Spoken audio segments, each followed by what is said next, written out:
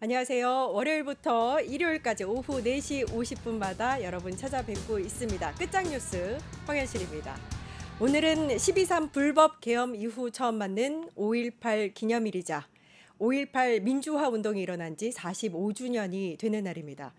1979년 12.12 군사 쿠데타로 실권을 장악한 전두환 신군부는 1980년 5월 17일 자정을 기해서 비상계엄을 전국으로 확대했습니다. 계엄 포고령을 통해서 정치 활동을 일체 금지하고 언론 역시 통제했으며 계엄군을 배치해 국회를 출입을 막았죠.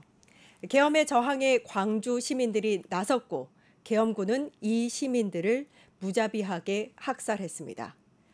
그리고 2024년 12월 13일 또다시 44년 만에 불법 계엄이 벌어졌습니다.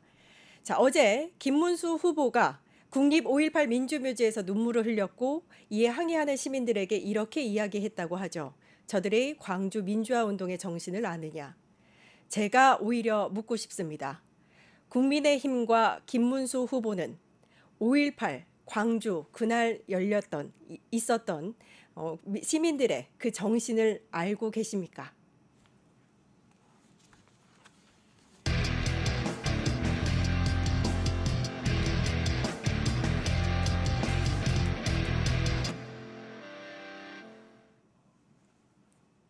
네, 다음 주 정치권의 주요 이슈를 전망하고 분석해 보겠습니다. 뉴스 토크쇼 핫이슈 라인업 시작하도록 하겠습니다. 이강윤 정치평론가 함께하고 계십니다. 안녕하세요. 안녕하세요. 네. 자, 오늘 저녁 8시부터 2시간 동안 주요 후보자 이재명, 김문수 또 누구죠? 이준석. 네, 이준석까지 3명의 후보자, 4명의 후보자가 정영국, TV 토론, 네, 이 열립니다. 경제 분야가 주요 주제인데요. 네.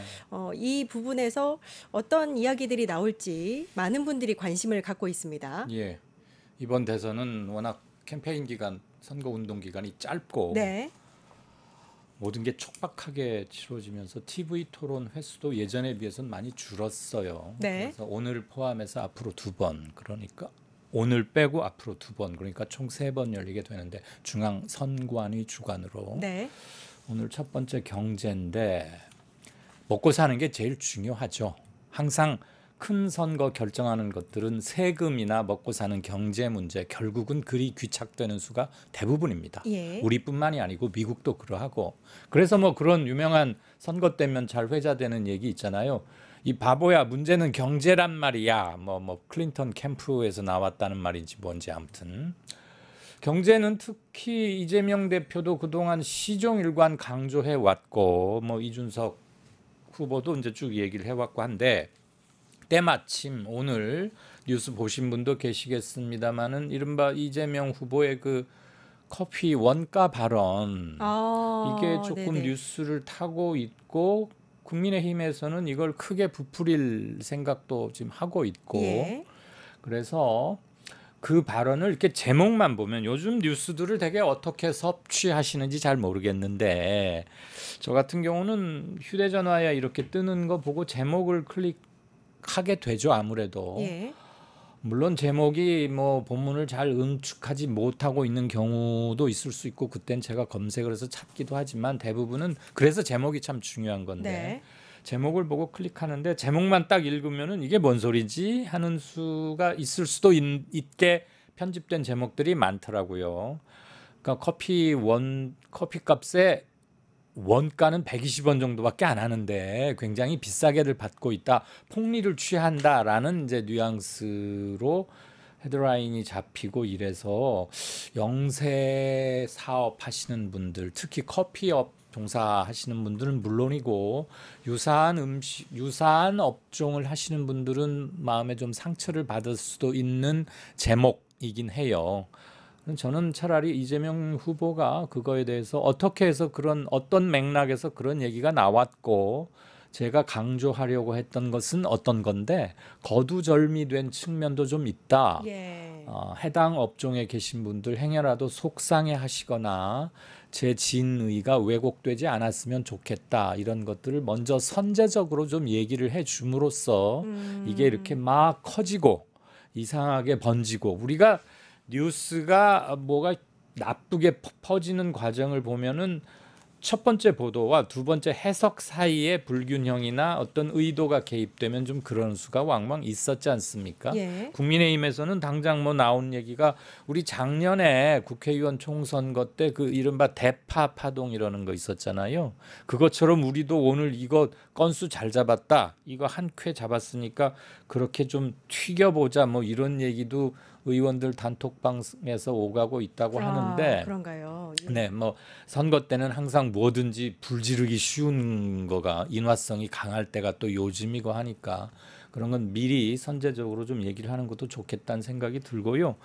아무래도 오늘 경제 부문 TV 경제로 주제를 한정해 놨긴 하지만 TV 토론 기회가 그렇게 많지 않기 때문에 꼭 경제에만 집중하지 않고 이외의 것들도 많이 꺼낼 수 있다고 봅니다. 예. 원칙은 룰에는 어긋나지만 네네. 뭐 각 후보가 서로 상대 후보에 대해서 이건 내가 강점이고 저건 저쪽에는 약점이다라고 생각하는 것들이 있을 수 있겠죠. 가급적 룰은 지켜졌으면 좋겠고 경제 분야에 일단 보자면 성장 문제가 얘기가 될 겁니다. 경제 성장 문제 이건 뭐 어느 대선이고 항상 나오는 문제고 그다음에 트럼프 체제에서의 통상 문제 이건 발등에 불이죠. 더군다나 예. 우리는 수출 대외 통상 의존도가 문제. 높기 네. 때문에 관세 문제도 있을 것이고요. 지금 협상을 7월 달로 미뤄놓은 상태니까 네. 그렇고 그다음에 우리 국가 경쟁력을 어떻게 하면 올릴 것인가 이것은 우리가 먹고 사는 문제에 직결되기 때문에 그리고 다음 세대에게 넘겨줘야 할 것이기도 하겠고요. AI 얘기 그동안 여러 후보 진영에서 나왔습니다. 예. 중요한 부분이라고 생각합니다. 아울러서 세금이나 양극화 해소 이런 것도 함께 짚어져야겠지요. 경제 이외의 문제로 특히 김문수 후보나 이준석 후보가 선두를 달리고 있는 후보에게 뭔가를 공세적으로 물을 가능성도 충분히 있다고 봅니다.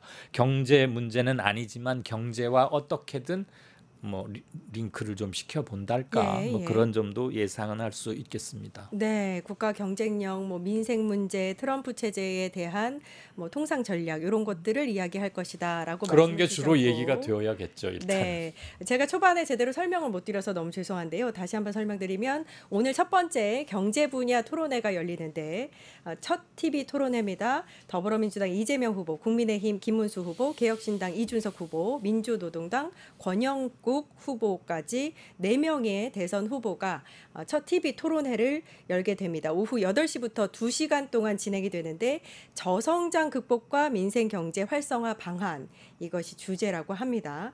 맨 처음에 이제 평론가께서 이제 오늘 커피 관련한 그 멘트들의 이슈를 말씀을 해주셨는데 돌발적으로 이제 제기될 맞아요. 가능성이 그쵸. 높아 보인다. 그러니까 경제 뭐 이런 분야 얘기입니다. 토론회임에도 불구하고 김문수 후보나 이준석 후보가 이재명 후보에게 뭔가 네거티브 공세를 하지 않겠느냐 이런 이야기가 나오고 있거든요. 이 네. 커피 오늘 멘트뿐만이 아니라 여러 가지 좀 네거티브 전략을 쓰지 않을까. 있을 예상할 수 있죠. 예. 더군다나 TV 토론이 그렇게 여러 차례 앞으로 남아 있지 않기 때문에 지금 뒤처져 있는 후보들로서는 좋은 기회 중에 하나라고 당연히 생각은 할 거예요. 예. 전 국민이 함께 볼 수 있는 가능성이 그나마 높은 거니까.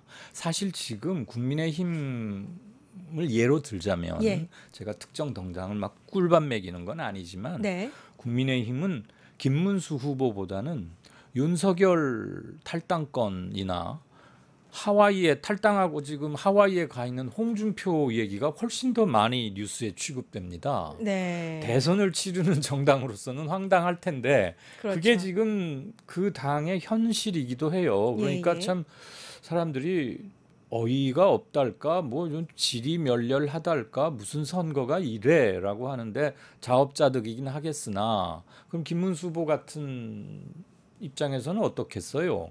인위적으로 뭐 뉴스 흐름을 만들 수 있는 뭐 그런 옛날도 아닌 거고 물론 뭐 그런 쪽의 신문도 있을 수야 있겠습니다만 어쨌거나 뉴스 노출 빈도가 자기는 굉장히 마음에 안 들고 할 거니까 네. 이런 식으로든 뭐 검증이라는 이름의 네거티브 근데 오늘 얘기가 경제 아닙니까? 네. 그럼 경제에 국한해서 얘기를 하는 게 시청자와의 약속이자 시청자에게 표하는 예의이기도 합니다. 예. 그런데 그러지 않을 수도 있어 보인다. 그런 게 좀 우려스럽다는 얘기죠. 경제 정책 중심으로 토론회가 이어져야 된다 이런 그래야죠. 말씀을 하시는 우리가 거죠. 축구하기로 하면은 축구해야 되잖아요. 네. 근데 축구하기로 해놓고 농구나 야구하면 반칙 아니에요? 그렇죠. 네. 알겠습니다. 어떻게 하는지 한번 보십시다 이따가. 네, 알겠습니다. 자, 남은 토론회 일정도 많은 관심사입니다. 네. 네, 언제 오는 있죠? 23일 그리고 27일 굉장히 네. 바트게 있어요. 예, 다음은 사회 분야가 23일이고 네. 그다음에 마지막이 정치 분야인데 그렇습니다. 둘 다 아주 핵심적이고 핫 이슈들이 부딪힐 거라고 봅니다. 실제 중요한 건 먹고 사는 건데 네, 이번이 계엄 대선이기 때문에 사회와 정치 분야에도 높은 관심이 갈 수밖에 없겠죠.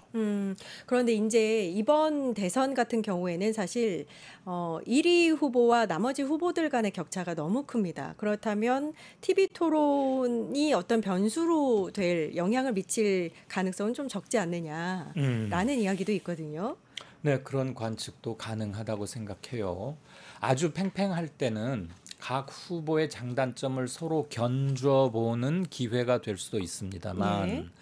TV 토론을 몇 차례 하면 그동안 굉장히 많이 해오면서 몇 차례 TV 토론만 가지고 서베이, 학문적 접근을 하거나 여론조사도 좀 이루어지곤 했었어요. 예, 예. 그런 것들을 종합해서 학계나 언론계에서는 되게 이렇게 보는 게 많은 것 같습니다. 네. 뭐냐면 물론 TV 토론의 본질적 목적이기도 하지만 여러 후보를 한 자리에 모아놓고 주제를 주어서 얘기하는 걸 듣고 각자 채점을 해서 지지할 투표할 후보를 정하는 시청자분도 계시겠으나 대부분은 자기가 이미 정해놓고 자기가 지지하는 후보에 대한 확신 또는 신뢰, 지지의 이유 이런 것들을 강화하는 계기로 많이 쓰게 되더라. 네. TV 토론이. TV 토론의 경우에는. 그러니까 거기에서 품평을 해서 한 사람을 딱 골라잡는 분도 계시겠지만 그런 분들보다는 자기가 A 후보를 지지해 왔다면 내가 A 후보를 지지해야 하는 이유를 더 강화받는 계기로 활용하는 사람들이 좀 더 많았다. 그런 서베이 결과도 있거든요. 그래요? 네. 네. 그렇기 때문에 물론 TV 토론이 처음에 닉슨과 케네디 때 한번 처음 시작되지 않았습니까? 예. 1962년 미국 대선 때니까 벌써 한 60 몇 년 전이죠. 네. 우리는 1990년대 중반에 도입이 됐고 그래서 단순 TV 토론 문화나 정치적 파급 효과를 한국과 미국을 단순 비교하기는 좀 뭐하지만 네. TV 토론으로 후보 지지율이 급변한다거나 엎치락뒤치락 하는 일은 좀처럼 일어나지는 않는다라는 게 정설 같습니다. 알겠습니다. 오늘 있는 이 TV 토론에 대해서 많은 분들이 관심을 갖고 있는 것도 사실이지만 네. 대부분은 아마 기존에 이제 지지하던 후보들에 대한 그 지지세를 강화하는 역할을 할 것이다 이렇게 자기 확신의 확인 과정이다. 뭐 아, 이렇게 표현할 수도 네, 있겠죠. 네. 물론 그 중에는 바꾸시는 분도 있긴 있을 거예요. 네. 그런데 그렇게 그동안 쭉 해봤더니 그렇게 많지는 않더라라는 게 서베이의 결론이기도 합니다. 예, 그렇군요. 자, 두 번째 주제로 넘어갈 텐데요. 이재명 개헌 공약 발표입니다. 오늘 아침에 이재명 후보가 개헌에 대한 SNS 글을 남겼습니다. 네. 4년 연임제, 결선 투표제 도입 이런 것들이 골자였던 헌법 개정 입장을 내놨는데요. 이 부분에 대해서 이제 많은 분들이 관심을 갖고 있던 사안인데 이재명 후보가 직접 이번 대선에서 개헌을 얘기한 건 처음인 것 같습니다. 네. 어떻게 보셨어요? 예, 우선 간추리자면 4년 중임제, 연임이 아니고 중임제, 그리고 결선 투표제 도입하자. 그다음에 네. 계엄 등 대통령의 비상조치 권한에 대해서는 국회에 사전 통보를 의무화하자. 현재는 지금 관련법은 그렇게 돼 있지 않거든요. 네네. 그리고 국회가 그것에 대해서 24시간 이내에 동의 절차를 진행하지 않으면 예. 계엄 등을 비롯한 대통령의 비상 조치는 자동 상실토록 하자라는 것이고 네. 대통령 거부권 있지 않습니까? 예. 윤석열 정부 시기에 많이 봐왔죠. 계속되는 거부권 행사가 있었는데 대통령이 거부권을 행사할 수 있는 요건을 좀 강화하자. 즉 함부로 거부권을 행사하지 못하도록 하자라는 건데, 일테면 친인 대통령이나 대통령 친인척 관련 사건이나 뭐가 있을 수 있지 않겠어요? 네. 그런 것들에 대해서 국회가 무슨 법을 만들려고 하거나 의결하면 그런 거에 대해서는 거부권을 아예 없애버리자, 이런 얘기도 들어가 있고요. 총리, 국회 추천제를 시작해보자. 예. 그다음에 수사기관장, 경찰청장이나 경찰청장이나 국가수사본부장, 또 검찰총장, 검찰이 어떻게 바뀔지는 모르겠습니다만 현행으로 보면 검찰청장이나 공수처장 이런 거 해당되겠죠. 그런 거에 국회 동의제를 도입하자. 현재 국무총리도 국회 동의가 필요한데 그런 것처럼 하자. 이런 것들이 요지로 간추릴 수 있겠고요. 당장 김문수 후보 측에서는 중임이 뭐냐? 4년 중임제와 연임제가 좀 헷갈린다. 분명히 해달라. 뭐 그런 얘기도 나오면서 비슷한 또 이제 뭐 다른 몇 가지를 좀 함께 섞었어요. 그래서 그동안 대선 캠페인이 시작되기 좀 전에 개헌연대 이런 거 가지고 좀 설왕설래하다가 당시 이재명 예비 후보가, 그때는 후보 등록하기 전이니까 예비 후보가 지금 개헌 논의를 시작하면 계엄 내란 후속 진압 처벌 이런 것들에 집중해야 하는데 모든 뉴스를 빨아들이지 않겠느냐, 블랙홀처럼 될까 우려없다. 그래서 그때 조금 속도 조절을 했고 이제 한 15, 16일쯤 남았나요? 투표일이.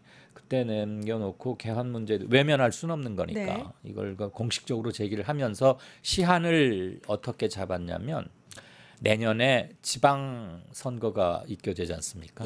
지방의원들 그리고 단체장들 그때 함께 하거나 개헌에 관한 국민총의를 물어서 처리하거나, 그게 너무 촉박하고 잘 안 된다면 다음 총선, 그러니까 28년이 되겠죠. 2028년 국회의원 총선 때 함께 국민들께 개헌에 관한 의견을 물어서 개헌을 이룩하자라는 타임 테이블, 시간표와 함께 이제 요지를 발표한 거죠. 이게 이번 오늘 TV 토론에서 이게 주 이슈가 되어서는 안 된다고 보는데 저는 다음번 예정돼 있는 정치 관련 TV 토론에서는 주 의제로 등장해야 할 가치가 있고 충분히 그럴 거라고 봅니다. 알겠습니다. 자, 김문수 후보가 이제 이재명 후보의 4년 연임제라든지 국회에서 총리를 추천하는 안에 대해서 4년 중임 직선제 개헌을 제안하고 당선 시에는 임기 3년으로 단축하겠다. 이렇게 또 제안을 했는데 그거에 대해서는 이재명 말씀하신 후보는 대로 임기 제한은 좀 신중하자라고 해서 상당히 소극적이고 선을 긋는 듯한 건데, 물론 이제 임기를 줄이자는 얘기는 요번에 선거에서 당선되는 사람의 임기를 줄여서 국회의원 그 4년 주기와 맞추자는 그 얘기겠죠. 대통령은 5년이고 국회의원은 4년이니까 이게 서로 어긋나 가지고 임기가 맞지 않아서 국회의원 교대기에 또 정권은 다른 5년 터울로 이렇게 되고 했더니 해왔기 때문에 그걸 좀 맞출 필요가. 총선과 대선을 맞추자. 그렇죠. 그러니까 2028년에 지금 국회의원 총선이 치르게 돼 있잖아요. 그때 대선을 함께 치르자. 차차기를. 그러려면 요번에 3년 하자는 건데 지금 이런 얘기가 과연 합의를 이끌어낼 수 있을지 저는 굉장히 현실성은 떨어진다. 그 의도 자체는 나쁘진 않으나 그래서 지금 이재명 후보나 김문수 후보 모두 다 4년 중임제 또는 연임제를 제안했던 것이거든요. 그거는 일단 국회의원 임기와 4년으로 일단 맞췄죠. 그럼 선거 시기를 일치만 시키면 앞으로는 5년과 4년이 어긋나서 생기는 1, 2년마다 한 번씩 선거를 되풀이하게 되는 일은 없앨 수는 있으나 언제부터 적용하느냐 하는 문제가 하나 있는 것이고 그 문제가 요번에 합의될 가능성은 거의 없다고 봅니다. 공론에 붙임으로써 그것까지를 포함해서 국민들께 의견을 물을 수 있는 건데 그거는 지금 빨라야 뭐 내년 선거거나 다음번 국회의원 총선 때 함께 물으려는 계획이라면 임기를 줄인다는 것은 의미가 없어져 버리는 거죠. 그러네요. 그러니까 1년 안에 이 이야기가 합의를 보기는 힘들 것 같다라는 말씀이신 그건 앞으로 거고. 논의를 어떤 식으로 하느냐에 따라서는 저는 합의도 무망하지, 인간이 하는 일에 불가능이라고 할 수는 없으니까 경우의 수로서는 존재하는 거 아니겠어요? 그렇지만 현실적 가능성을 놓고 보면 그렇게 높지는 않다. 네. 일단 이렇게 조심스럽게 말씀을 드리고 싶고 오늘 각자들이 이 후보나 김 후보가 얘기했던 개헌안들은 요번에 대통령이 되는 사람에게는 물론 해당되지 않는 거고 네. 다음번에 될 사람들에게 임기조항도 그렇게 하자라는 거죠. 맞습니다. 이재명 후보가 불필요한 오해를 좀 불식시키기 위한 차원에서 네.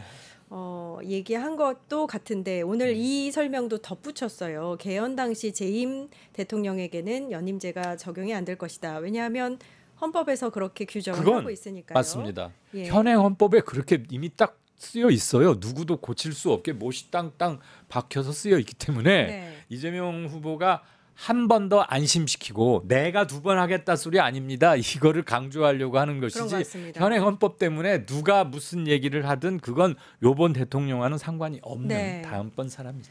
일단은 오늘 D-Day 16입니다. 네. 16일 보름가량을 앞두고 굉장히 큰 핵 이슈가 생긴 것 같다 이런 생각이 들어요. 이 개헌안이 네. 대선 전국에 물론 이제 당락에 이제 큰 영향을 미치지 못할 만큼 이렇게 많은 차이가 나지만 그래도 변수가 되지 않을까라고 보시는 분들이 많습니다.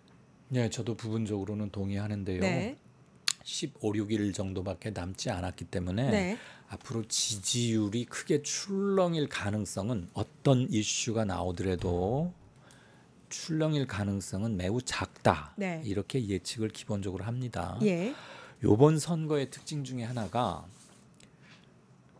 시대 정신 또는 선거를 관통하는 아주 중요한 정책적 아젠다가 잘 안 보인다라는 거예요. 물론 계엄 내란 때문에 치러지는 조기 대선이라는 게 이번 선거의 가장 큰 특징인 건 명확합니다. 예. 그러면 내란에 대한 성찰과 비판과 반성과 향후 절대 그런 일이 일어나서는 안 되겠다라는 정치적 의지가 일단은 시대 정신인 거고 네.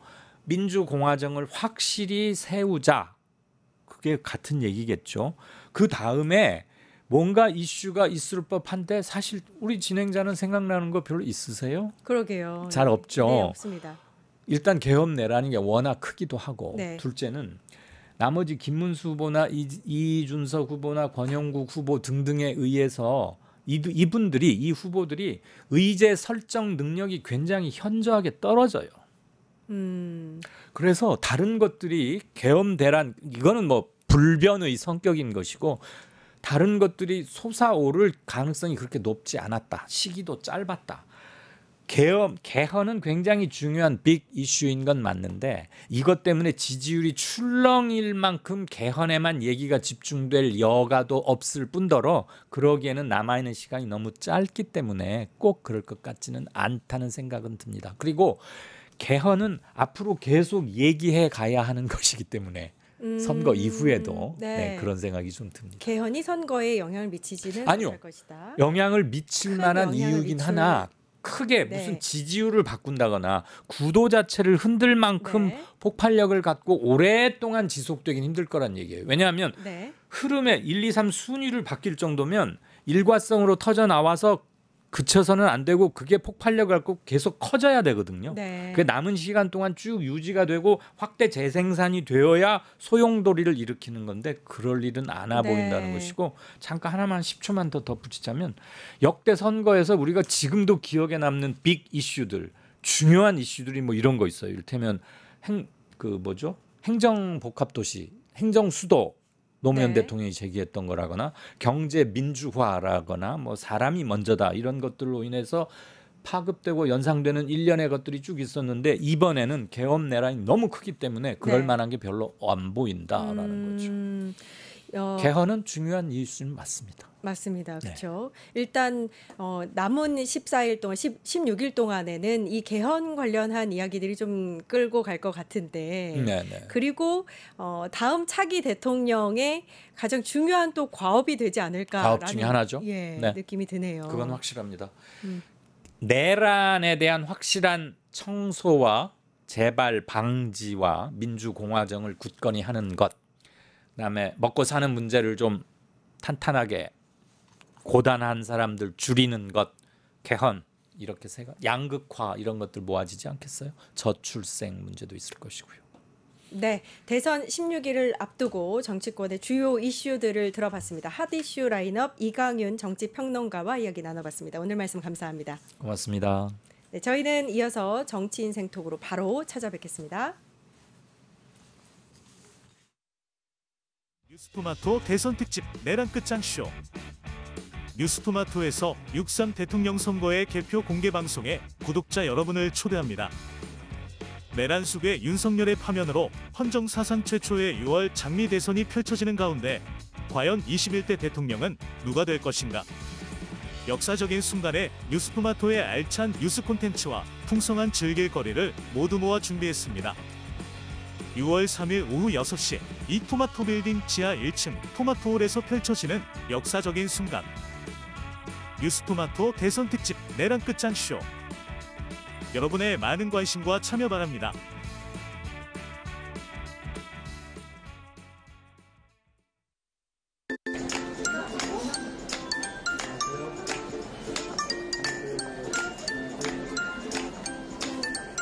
네, 감사합니다.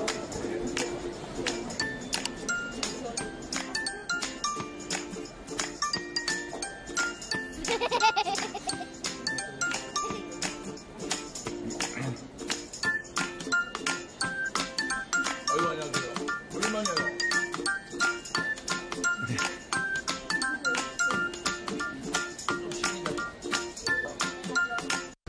의원님 뭐 하세요? 공범할 때 쓰는 봉인데 기호 1번. 기호 1번? 기호 1번. 기호 1번 이재명? 이제는 기호 1번. 네, 영상 재미있게 봤습니다. 자, 6월 3일 조기 대선을 앞두고 분주하게 돌아가는 정치권의 주요 이슈를 생생하게 분석해 보겠습니다. 정치인 생톡 김병욱 전 더불어민주당 의원님 나와 계십니다. 안녕하십니까? 네, 안녕하세요. 네, 동영상이 아주 재밌습니다. 저희 자원봉사자가 만들어준 건데. 자원봉사자고요? 네, 예. 그 어묵 먹는 거는 네. 틱톡에서 한 7만 5천 조회수가 기록이 됐더라고요. 어묵 이 꼬치도 1위고. 그걸 그래서 댓글에 어느 분이 먹고 나서 이거 왜 안 했냐고 저한테 질타를 하셨어요. 네, 한 번 더 하시죠. 두 분 하면 별로 인기가 없어요. 그런가요? 네, 알겠습니다. 자, 주말인데도 굵직한 이슈가 너무 많아서요. 빠르게 또 들어가 보도록 하겠습니다. 주제 첫 번째는 제45주년 5.18 민주화 운동입니다.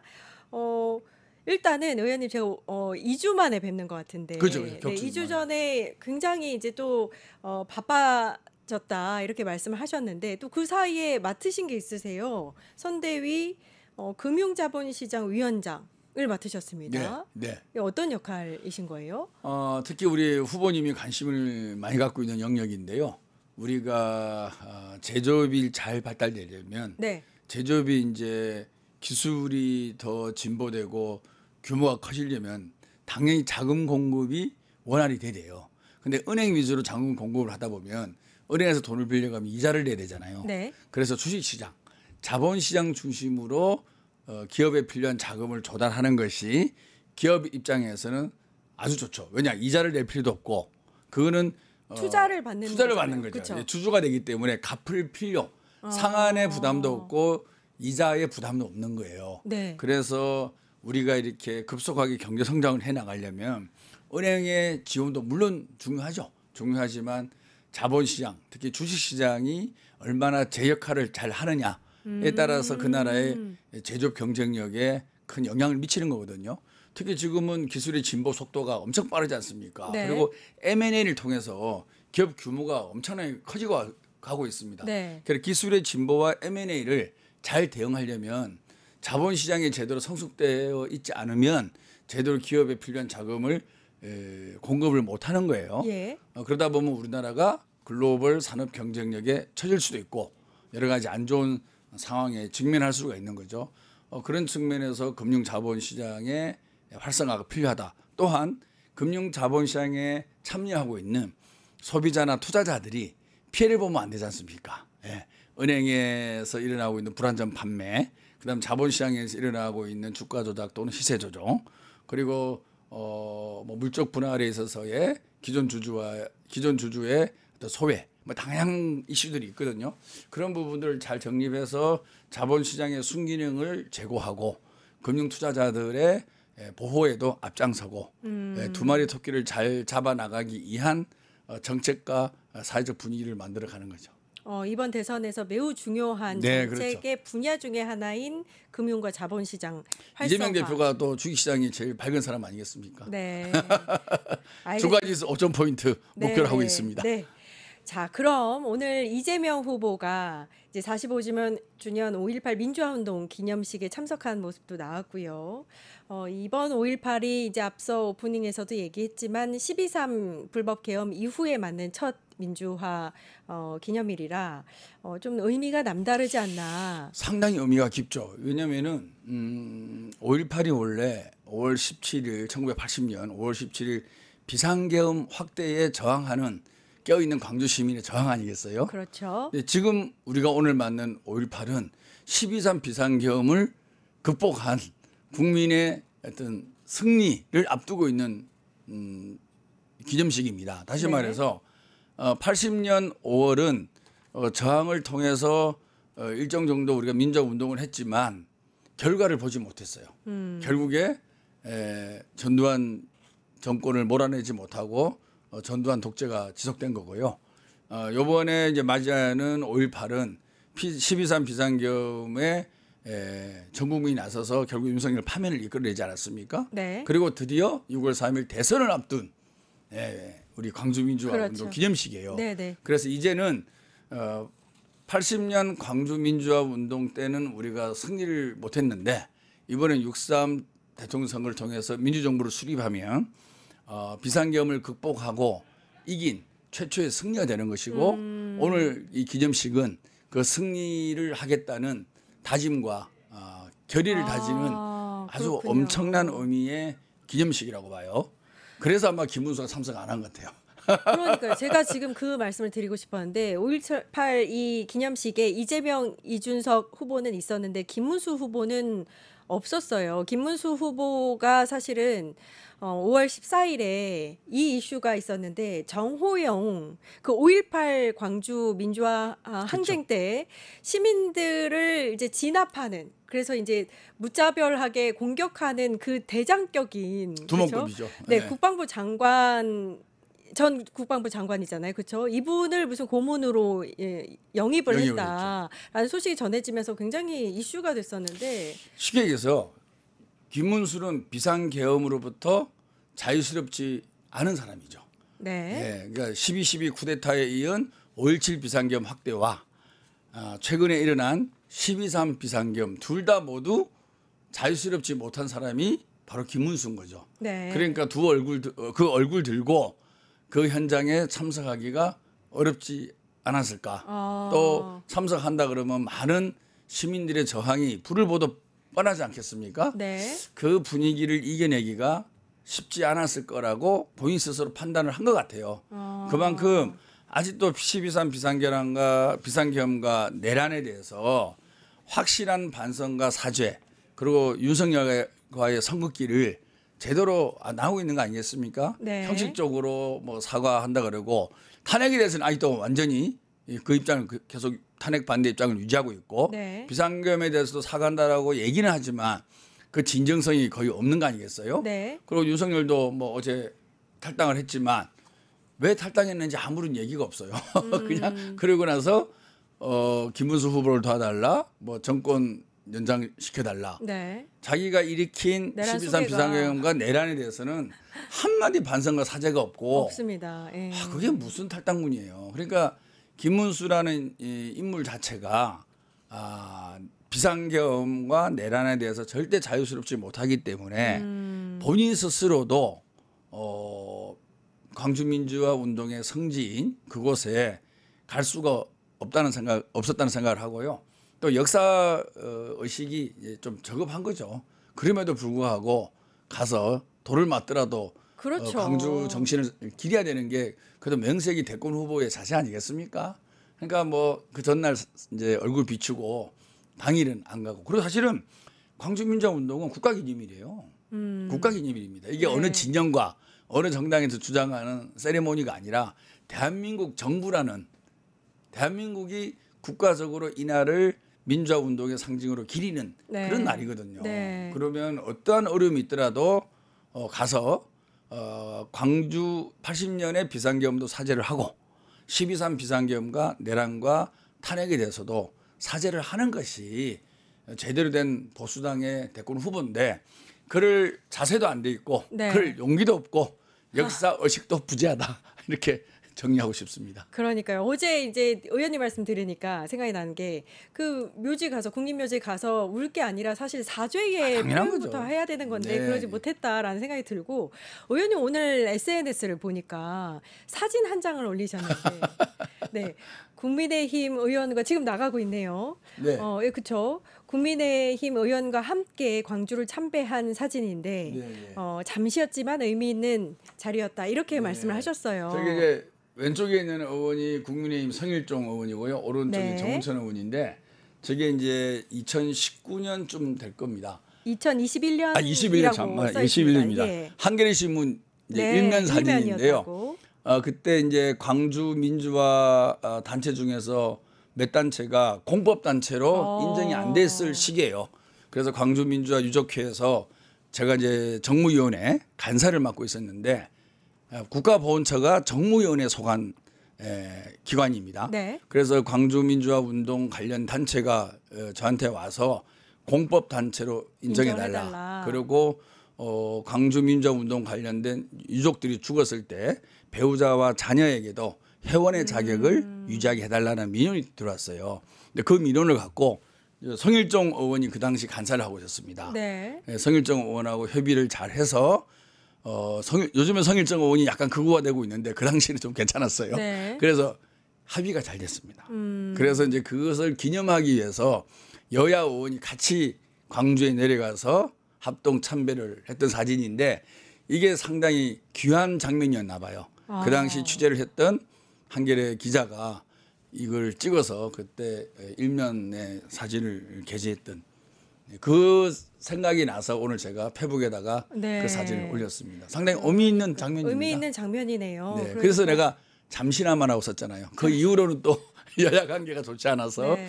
서로가 역사가 한쪽은 너무나 막 극우화돼 갖고 있어서 이런 장면이 연출 안 되고 있는데 좀 안타깝고 나름대로 의미 있는 어정 활동 중에 한 장면이다. 국민이 바라는 모습은 이런 모습일 네. 것이다. 네. 네, 이런 의미로 받아들이겠습니다. 자, 이재명 후보의 선거 유세 일정을 좀 한번 돌아볼 텐데요. 호남을 며칠 동안 방문을 하셨어요. 그 호남에서 호남은 텃밭이 아니다. 살아있는 죽비다. 그러면서 텃밭이란 얘기를 하지 말라는 금지령을 말씀하셨습니다. 민주당은 호남 어떤 의미로 다가오는지.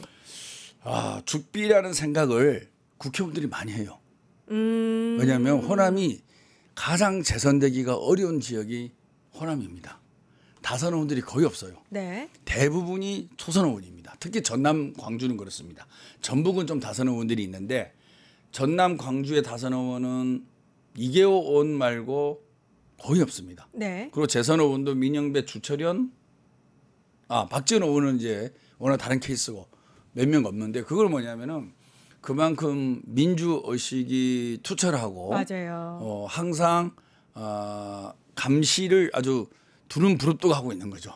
제대로 시대에 맞게끔 행동을 하는지 국민의힘에 맞서서 비타협적으로 제대로 싸우고 있는지 그리고 광주 전남의 지역 발전을 위해서 좋은 정책을 제대로 발굴하고 있는지 이런 부분에 대해서 죽비가 이제 뭐 한눈 팔거나 잠자거나 자세가 삐딱하면 때리는 거잖아요. 네. 착착 때리는 역할을 네. 하는 게 바로 소리도 크죠. 광주 넓은 이런 대나무강이니까 네. 광주 전남의 모습입니다. 그거를 우리 이재명 후보가 적절한 시기에 적절한 단어를 사용해서 적절한 의미를 갖는 멋진 워딩을 저는 했다라고 평가를 하고 싶습니다. 그래서 더 이상 우리가 호남에 기대는 정치가 아니라 호남도 함께 우리가 아우르면서 호남의 그 수준 높은 민주 정치의 개념을 우리 민주당 국회의원이나 선출직들이 제대로 담아서 더 나은 민주주의를 해야겠다. 그것이 바로 호남의 뜻이라는 거죠. 네. 그냥 민주당 그러면 표를 주는 그런 관계가 이제 절대 아니다. 네. 오히려 민주당이 나태하고 민주당이 게으르고 민주당이 횡보할 때 제대로 때려서 채찍질 해주시는 올바른 길로 갈 지역이다. 수 있게끔 리드하는 아. 스님의 역할을 하고 있다 이런 말씀. 그러니까 이재명 후보 어제 말씀 중에서 제가 와닿았던 게 군수 보궐선거에서 졌다. 그 얘기를 되게 솔직담백하게 말씀을 하시면서 내가 갔는데도 졌다. 그게 바로 호남의 위대함이다. 이렇게 그렇죠. 설명하시더라고요. 그게 네. 되게 공감이 갔습니다. 정말. 맞습니다. 네. 5.18 민주화 운동 기념식 이야기 좀 더 이어가 볼 텐데요. 네. 아까 말씀드렸듯이 김문수 후보는 참석하지 않았습니다. 이게 어떤 여파였냐면 정호영 전 국방부 장관, 그러니까 5.18 민주화 운동 당시에 광주 시민들을 매우 무자비하게 학살했던 장본인 중에 한 명. 이 사람을 고문으로 영입한 그 여파 때문으로 보입니다. 어떻게 보셨어요? 정말 저는 김문수 후보의 역사관이나 그다음에 시대를 바라보는 철학의 저급함을 그 한 장면으로 정호영 전 장관을 영입한 것 그것만으로도 다 모든 걸 드러내지 않나 싶습니다. 그러니까요. 지금 사실은 전 국민이 비상경과 내란에 분노하고 있는 거 아니겠습니까? 그 충격에서 벗어나지 못하고 있는데 또 정호영이라는 이름을 떠올려 갖고 열받게 하는 거 아니에요. 도대체 대통령 후보 맞습니까?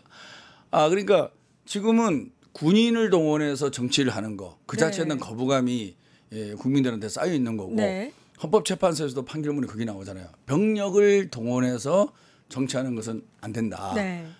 민주당에서 조금이라도 뭐 잘못한 건 있지만 그래도 병력을 동원해서 정치를 개입하고 정치를 해서는 안 된다가 헌법재판소의 판결문 아니겠습니까? 네. 그러면 그래도 제2당의 대통령 후보면 헌법재판소의 판결문도 한번 읽어봐야 되는 거고 그 본인이 또 광주에 간 거 아니겠어요? 광주 가기 하루 전인가? 정호영 광주 학살의 장본인 중에 한 명인 정호영을 임명해서 광주 사람들한테 부활을 일으키는 거 아니겠습니까? 네. 그래놓고 또 가서 고개는 숙여요.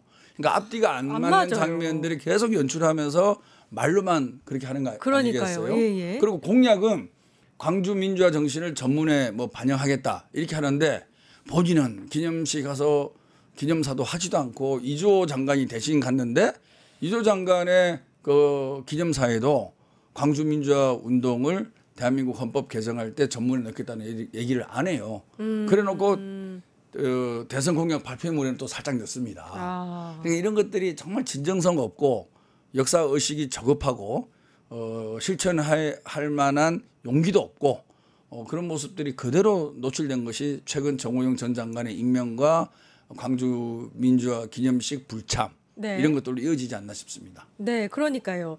이 방금도 지적을 해주셨는데 일단 김문수 후보가 계엄에 대한 사과도 없었고, 그다음에 이를 방지하고자 하는 재발 방지 약속도 전혀 없는 상태에서 묘지 가서 박광현 열사 묘 앞에서 눈물을 흘리고 뭐 이런 앞뒤가 맞지 않는 행동들을 하는 것이 그걸 아마 광주 시민들과 국민들이 다 알고 있을 거예요. 네, 본인은 뭐 이렇게 쇼잉하는 것이 네. 퍼포먼스 하는 게 네. 나름대로 의미가 있을 거라고 생각할지 모르겠지만 민주의식이 투철한 광주 시민들 그리고 우리 대한민국 국민들이 봤을 때 역시 국민의힘의 한계는 여기까지구나 라는 국민의힘 한계.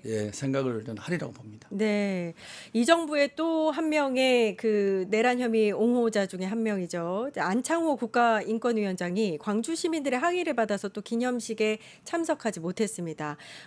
이 정부의 주요 인사들 모두가 사실 내란에서 벗어나지 못하는 상황이고 그런 가운데 기념식은 참석하겠다고 가는 모습도 그렇고 그렇죠. 가지 않는 것도 그렇고. 그러니까 이제 광주 민주운동의 기념식에 가려고 하면 광주 민주화 운동의 역사적 의미를 새기고 네. 그에 반하거나 어긋난 본인의 말과 행동이 있으면 깔끔하게 사죄하고 스스로 성찰하고 앞으로 안 하겠다는 다짐을 하고 그리고 광주 민주화 망월동을 참배하는 것이 그게 책임지는 정치인의 맞습니다. 자세죠. 예. 그런 책임의식 없이 표만 구걸하기 위해서 망월동을 참배하고 광주를 방문한다는 것은 그리고 지난번에 봤지 않습니까? 한덕수 총리 나도 호남 사람이야. 서로 사랑해야 합니다. 아니, 호남 사람이 뭐 호남 사람이면 다 표를 주나요? 호남의 진짜, 네. 정신이 있어야 되는 거고 네. 광주민주화운동의 역사적 의미를 예. 본인이 깨우치고 나서 광주민주화운동 현장에 가야 되는 거 아니겠습니까? 망월동 참배도 하고 네. 그런 모습을 보면서 정말 항상 몇 해를 걸러서 광주민주화운동을 겸하는 발언들이 꾸준히 나온 게 국민의힘 국회의원 맞아요. 또는 그 주변의 인물들이에요. 네네네. 그것이 하나도 변하지 않았다라는 생각을 하고 있고 참 안타까운 거죠. 이렇게 비상경을 최근에 경험하고 내란까지 경험했는데 아직도 이 부분에 대한 정리를 제대로 못하고 있는 국민의힘 아닌가. 그래서 알겠습니다. 정말 극우와의 길을 가고 있는 것 같습니다. 안타까운 마음이다 이렇게 네. 표현을 해주셨는데 좀 변화가 있었으면 하는 마음을 국민의힘에 대한 국민들이 기대를 호소가 해서 있죠. 잘 안 될 것 같아요. 네, 그 국민의 목소리를 듣지 못하고 있다라는 느낌도 드네요. 네, 두 번째 주제로 넘어가 보겠는데요. 이재명 개헌안 띄었다입니다. 자, 오늘 오전에 이재명 후보가 SNS에 개헌에 대한 입장 그리고 구체적인 청사진을 내놨습니다. 전체적인 방향성, 그러니까 뭐 4년 연임제라든지 국무총리를 국회에서 추천하는 방안이라든지 뭐 이런 것들 어떻게 보셨는지. 87년 6월 항쟁의 산물로서 직선제 개헌 대통령 5년 단임제가 만들어진 거 아니겠어요? 네. 지금으로부터 38년 전이죠. 예. 세상은 엄청나게 빨리 변하고 있는데 38년 전의 헌법을 계속 가져간다는 것은 상당히 문제가 있습니다. 네. 그럼에도 불구하고 저희가 이제 개헌 논의의 속도를 안 낸 것은 자칫 개헌 논의에 집중하다 보면 내란 종식에 잘못된 길이 되지 않을까. 그러니까 내란 종식에 힘을 모아야 되는데 네. 개헌 논의에 힘을 쏟다 보면 이거 갖고 찬반 논의를 하다 보면 내란 종식이라는 초점이 흐려지는 거죠. 예. 그래서 개헌론을 좀 미루자고 했던 거고요. 이재명 대표께서도 후보께서도 지난 3년 전에도 대선 이런 때 얘기를 했었습니다. 그랬었죠. 네. 네. 그래서 개헌론에 소극적이거나 개헌을 안 하겠다는 입장이 전혀 아니에요. 네네. 개헌을 하는데 네. 내란 종식 시켜놓고 그리고 제대로 한번 해보자라는 네. 거 아니겠습니까? 그래서 어느 정도는 이제 여야 후보가 결정이 됐고 예. 개헌 논의로 인해서 내란 종식의 이슈나 대통령 선거가 흐트릴 가능성은 없을 거라고 이제 판단을 하신 거죠. 예, 했다고 보고요. 그리고 이제 책임 있는 대통령 후보라 그러면은 87년 6월 항쟁의 산물이지만 네. 낡았잖아요. 그리고 지속적으로 대통령을 중심으로 권한이 너무 강화돼 있다라는 네. 비판을 많이 받아온 거죠.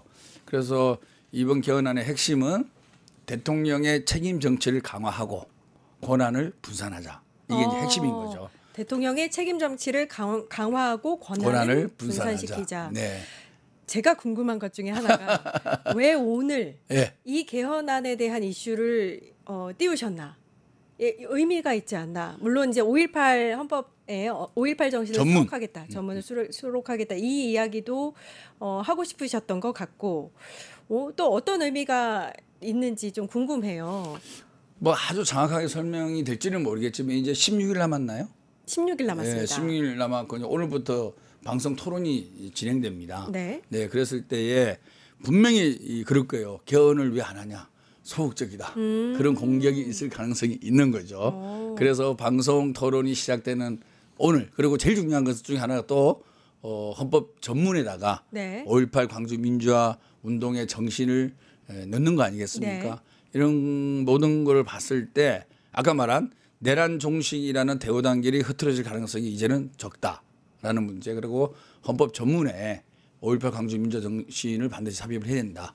그리고 이재명 후보도 적극적으로 개헌 논의를 개헌의 필요성을 공감하고 논의를 리드해 나갈 자신이 있다. 그리고 전체적으로는 대통령이라고 하는 사람은 대한민국의 미래 비전을 그리고 미래 불확실성을 제거할 책임이 있는 거거든요. 네. 개헌에 관련된 여러 가지 설왕설래 주의 주장들이 많이 있는데 그 부분에 대해서 나름대로 본인의 고민의 축적의 결과물을 오늘 내놓은 거죠. 그래서 책임 있는 정치를 하는 그런 과정이라고 봅니다. 책임 있는 정치를 하는 과정이다. 5.18 민주화 운동의 헌법 전문 수록도 말씀을 하셨고 제주 4.3 사건 유족을 위한 의료복지를 확충하겠다 이런 내용이 담긴 공약도 오늘 발표를 했습니다. 어제 발표를 했네요. 이 부분에 대해서 아, 이게 이제 국민의힘이 국민의힘 나도 지금 어제 국민의힘이 발표한 그러다가 제가 말씀드린 대로 공약을 발표했는데 오늘 그러니까 이게 윤석열 저 씨도 지난 대선에서 5.18 민주화 운동 관련해서 정신을 헌법 전문에 실겠다 이렇게 약속을 했는데 역시 지켜지지 않았고 제주 4.3 역시 언급이 없었습니다. 그렇죠? 그런데 이번에 또 이야기를 하는 거는 진정성이 없다고 볼 수밖에 없지 않나요? 아까 말씀드린 대로 그러면 기념식 갔어야죠. 네. 김문수 후보가. 그래서 본인의 입으로 사실 스피커의 힘이 중요한 거 아니겠습니까? 예. 누가 얘기하느냐. 네. 당에서 그냥 공약 발표로는 하면서 본인은 빠지는 거죠. 그리고 얘기도 안 하고. 그리고 정부를 대표해서 간 이주호 장관도 권한대행이죠. 예. 그분도 이 부분에 대해서 아무런 언급을 하지 않고 퇴장을 했다는 걸 알고 있습니다. 네. 그러면은 국민들이 봤을 때 과연 국민의힘은 5.18 광주민주화운동의 정신을 헌법 전문에 넣겠다는 것에 대해 진정성을 어떻게 보겠습니까? 누가 보더라도 그거는 표를 구걸하기 위한 립 서비스에 불과하다. 그렇게 해석할 수밖에 없는 거죠. 그쵸. 그리고 자기가 어떤 뭐 돌팔매를 맞더라도 대선을 앞두고 5.18 민주화 운동을 기념하는 그 장소에 대권 후보가 안 간다? 그런 광주 민주화 운동 정신을 망각하거나 광주 시민들을 무시하거나 안 그러면 본인의 저급한 역사의식 그거 말고는 아무것도 아니지 않겠습니까? 네. 돌을 맞더라도 갔었어야 된다라는 말씀이신 것 같고 이재명 후보가 이 개헌 이야기를 하시면서 2026년 지방선거 내지는 2028년 국회의원 총선에서 예. 이 관련한 국민투표를 실시하자라고 말씀하셨어요. 근데 이제 시간적인 좀 한계가 있지 않을까 1년 내지는 3, 4년 안에 이 관련한 합의를 이끌어낼 수 있겠느냐. 내용은 상당히 풍부하게 축적돼 있습니다. 제가 이제 2016년도부터 초선 의원을 하고 재선까지 했는데 그때도 개헌 논의가 활발히 됐고요. 예. 국회 의장실에서도 자료가 많이 있고 각 당에서도 자료가 많이 있습니다. 결과는 뭐냐면은 대안들은 다 나와 있는데 어떤 지향점을 갖고 어떤 제도를 선택하느냐라는 결단과 용기만 남아 있다고 봅니다. 그래서 우리 이재명 후보가 오늘 5.18 당일에 이런 입장을 발표했기 때문에 상당히 속도감 있게 진행될 가능성도 있다. 그래서 네. 시간이 부족해서 논의가 안 된다. 그거는 실질적으로는 충분히 논의는 숙성된 내용들이 많이 있다. 이미. 예. 그래서 어떤 목표를 갖고 어떤 선택지를 뽑아내는 결단과 용기가 중요한 것이지. 그러니까 정치적 어떤 결정 이런 게 중요한 것이지. 개헌안에 대해서는 상당히 좋은 내용들과 다양한 안들이 국회의원실과 각 당과 국회의장실에 충분히 그 내용들이 담아 있다 이런 말씀을 드리겠습니다. 그러니까요. 지금 다만 합의가 될지 안 될지는 모르죠. 네네. 다양한 옵션들이 있는데 여야나 제 정파가 합의를 해야 되잖아요. 그 합의는 이제 별개의 문제고 내용은 다 있습니다. 그래서 제가 말씀드린 대로 용기와 결단의 문제다. 용기와 결단의 문제다. 오늘 이제 그 당선이 거의 이제 확실시 될 수도 있는 많은 지지를 받고 있는 후보가 개헌에 대한 이야기를 띄웠고 또 상대 당에서 그 개헌을 받아서 본인은 이렇게 하겠다 이렇게 이야기를 했어요. 그러면서 이재명 후보의 개헌안에 대해서는 나치식 영구집권 음모의 서막이라고 해도 과언이 아니다. 이렇게 약간 묻지마식 비판을 했습니다. 어떻게 들으셨어요? 누가 무슨 말을 했다고요? 도저히 이해가 안 갑니다. 네. 개헌을 하자라고 계속 주장을 했던 사람이 국민의힘이나 그랬었는데 네. 저도 뭐 왜 그러니까 논리 전개를 좀 이해를 못 하겠어요. 뭐 때문에 그렇게 하는 건지. 네네. 예, 그래서 그거는 뭐 있을 수 없는 그런 거는 아마 그런 주장일 가능성이 많습니다. 뭐냐면은 지금 우리 국회가 우리 더불어민주당이 170석이고 야 전체 합치면 한 190석 되지 않습니까? 네. 그러니까 이제 국회의 권한을 강화하는 그런 게 좀 들어가 있는 거죠. 예. 다시 말해서 다수석인 더불어민주당이 국회의 입법권을 활용해서 입법 독재를 하려는 것에 도움을 주는 개헌안 아니냐. 네. 아마 그런 비판일 수 있다고 네. 제가 추측을 해보는데요. 그야말로 정말 말이 안 되는 거죠. 국민의힘이 그동안에 쭉 제출한 안을 보면 다 국회 권한 강합니다. 그런데 이재명 후보가 대통령 될 것 같으니까 이재명 대통령 후보가 될 것 같으니까 마치 국회 권한 강화가 뭐 입법 독주, 뭐 나치식 뭐 이런 거로 비판을 하는데 네. 그거는 말이 안 되는 거고요. 대부분의 모든 헌법학자들이 대통령의 권한을 일부 축소하고 오히려 국회 권한을 확대하는 방향으로 가는 것이 대통령 중심제를 유지하더라도 대한민국의 앞으로 나갈 길이다라는 부분에 네. 동의를 하고 있습니다. 네, 네. 사실 뭐 국민의힘이 자기가 소수당 되는 게 결국 영남과 TK, PK에 의존하기 때문에 저렇게 소수당이 된 거 아니겠어요? 네, 네. 그렇기 때문에 자기들이 전국 정당을 어떻게 만들 것이냐를 노력해야지 지금 더불어민주당이 국회 다수석이라 그래갖고 국회 권한을 조금 강화하는 것을 나치식 입법 독재라고 비판하는 것은 말이 안 되는 거죠. 일단 묻지마식 비판이 맞았던 걸로. 엉망이죠. 네, 엉망이다.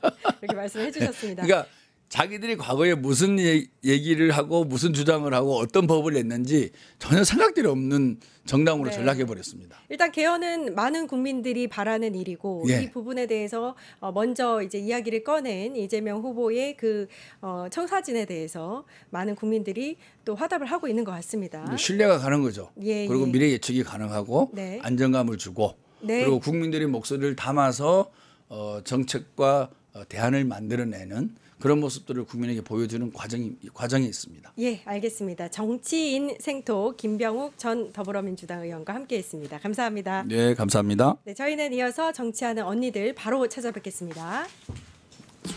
뉴스토마토 대선 특집 내란 끝장 쇼. 뉴스토마토에서 6.3 대통령 선거의 개표 공개 방송에 구독자 여러분을 초대합니다. 내란 속의 윤석열의 파면으로 헌정 사상 최초의 6월 장미 대선이 펼쳐지는 가운데 과연 21대 대통령은 누가 될 것인가? 역사적인 순간에 뉴스토마토의 알찬 뉴스 콘텐츠와 풍성한 즐길거리를 모두 모아 준비했습니다. 6월 3일 오후 6시 이 토마토 빌딩 지하 1층 토마토홀에서 펼쳐지는 역사적인 순간. 뉴스토마토 대선 특집 내란 끝장 쇼. 여러분의 많은 관심과 참여 바랍니다.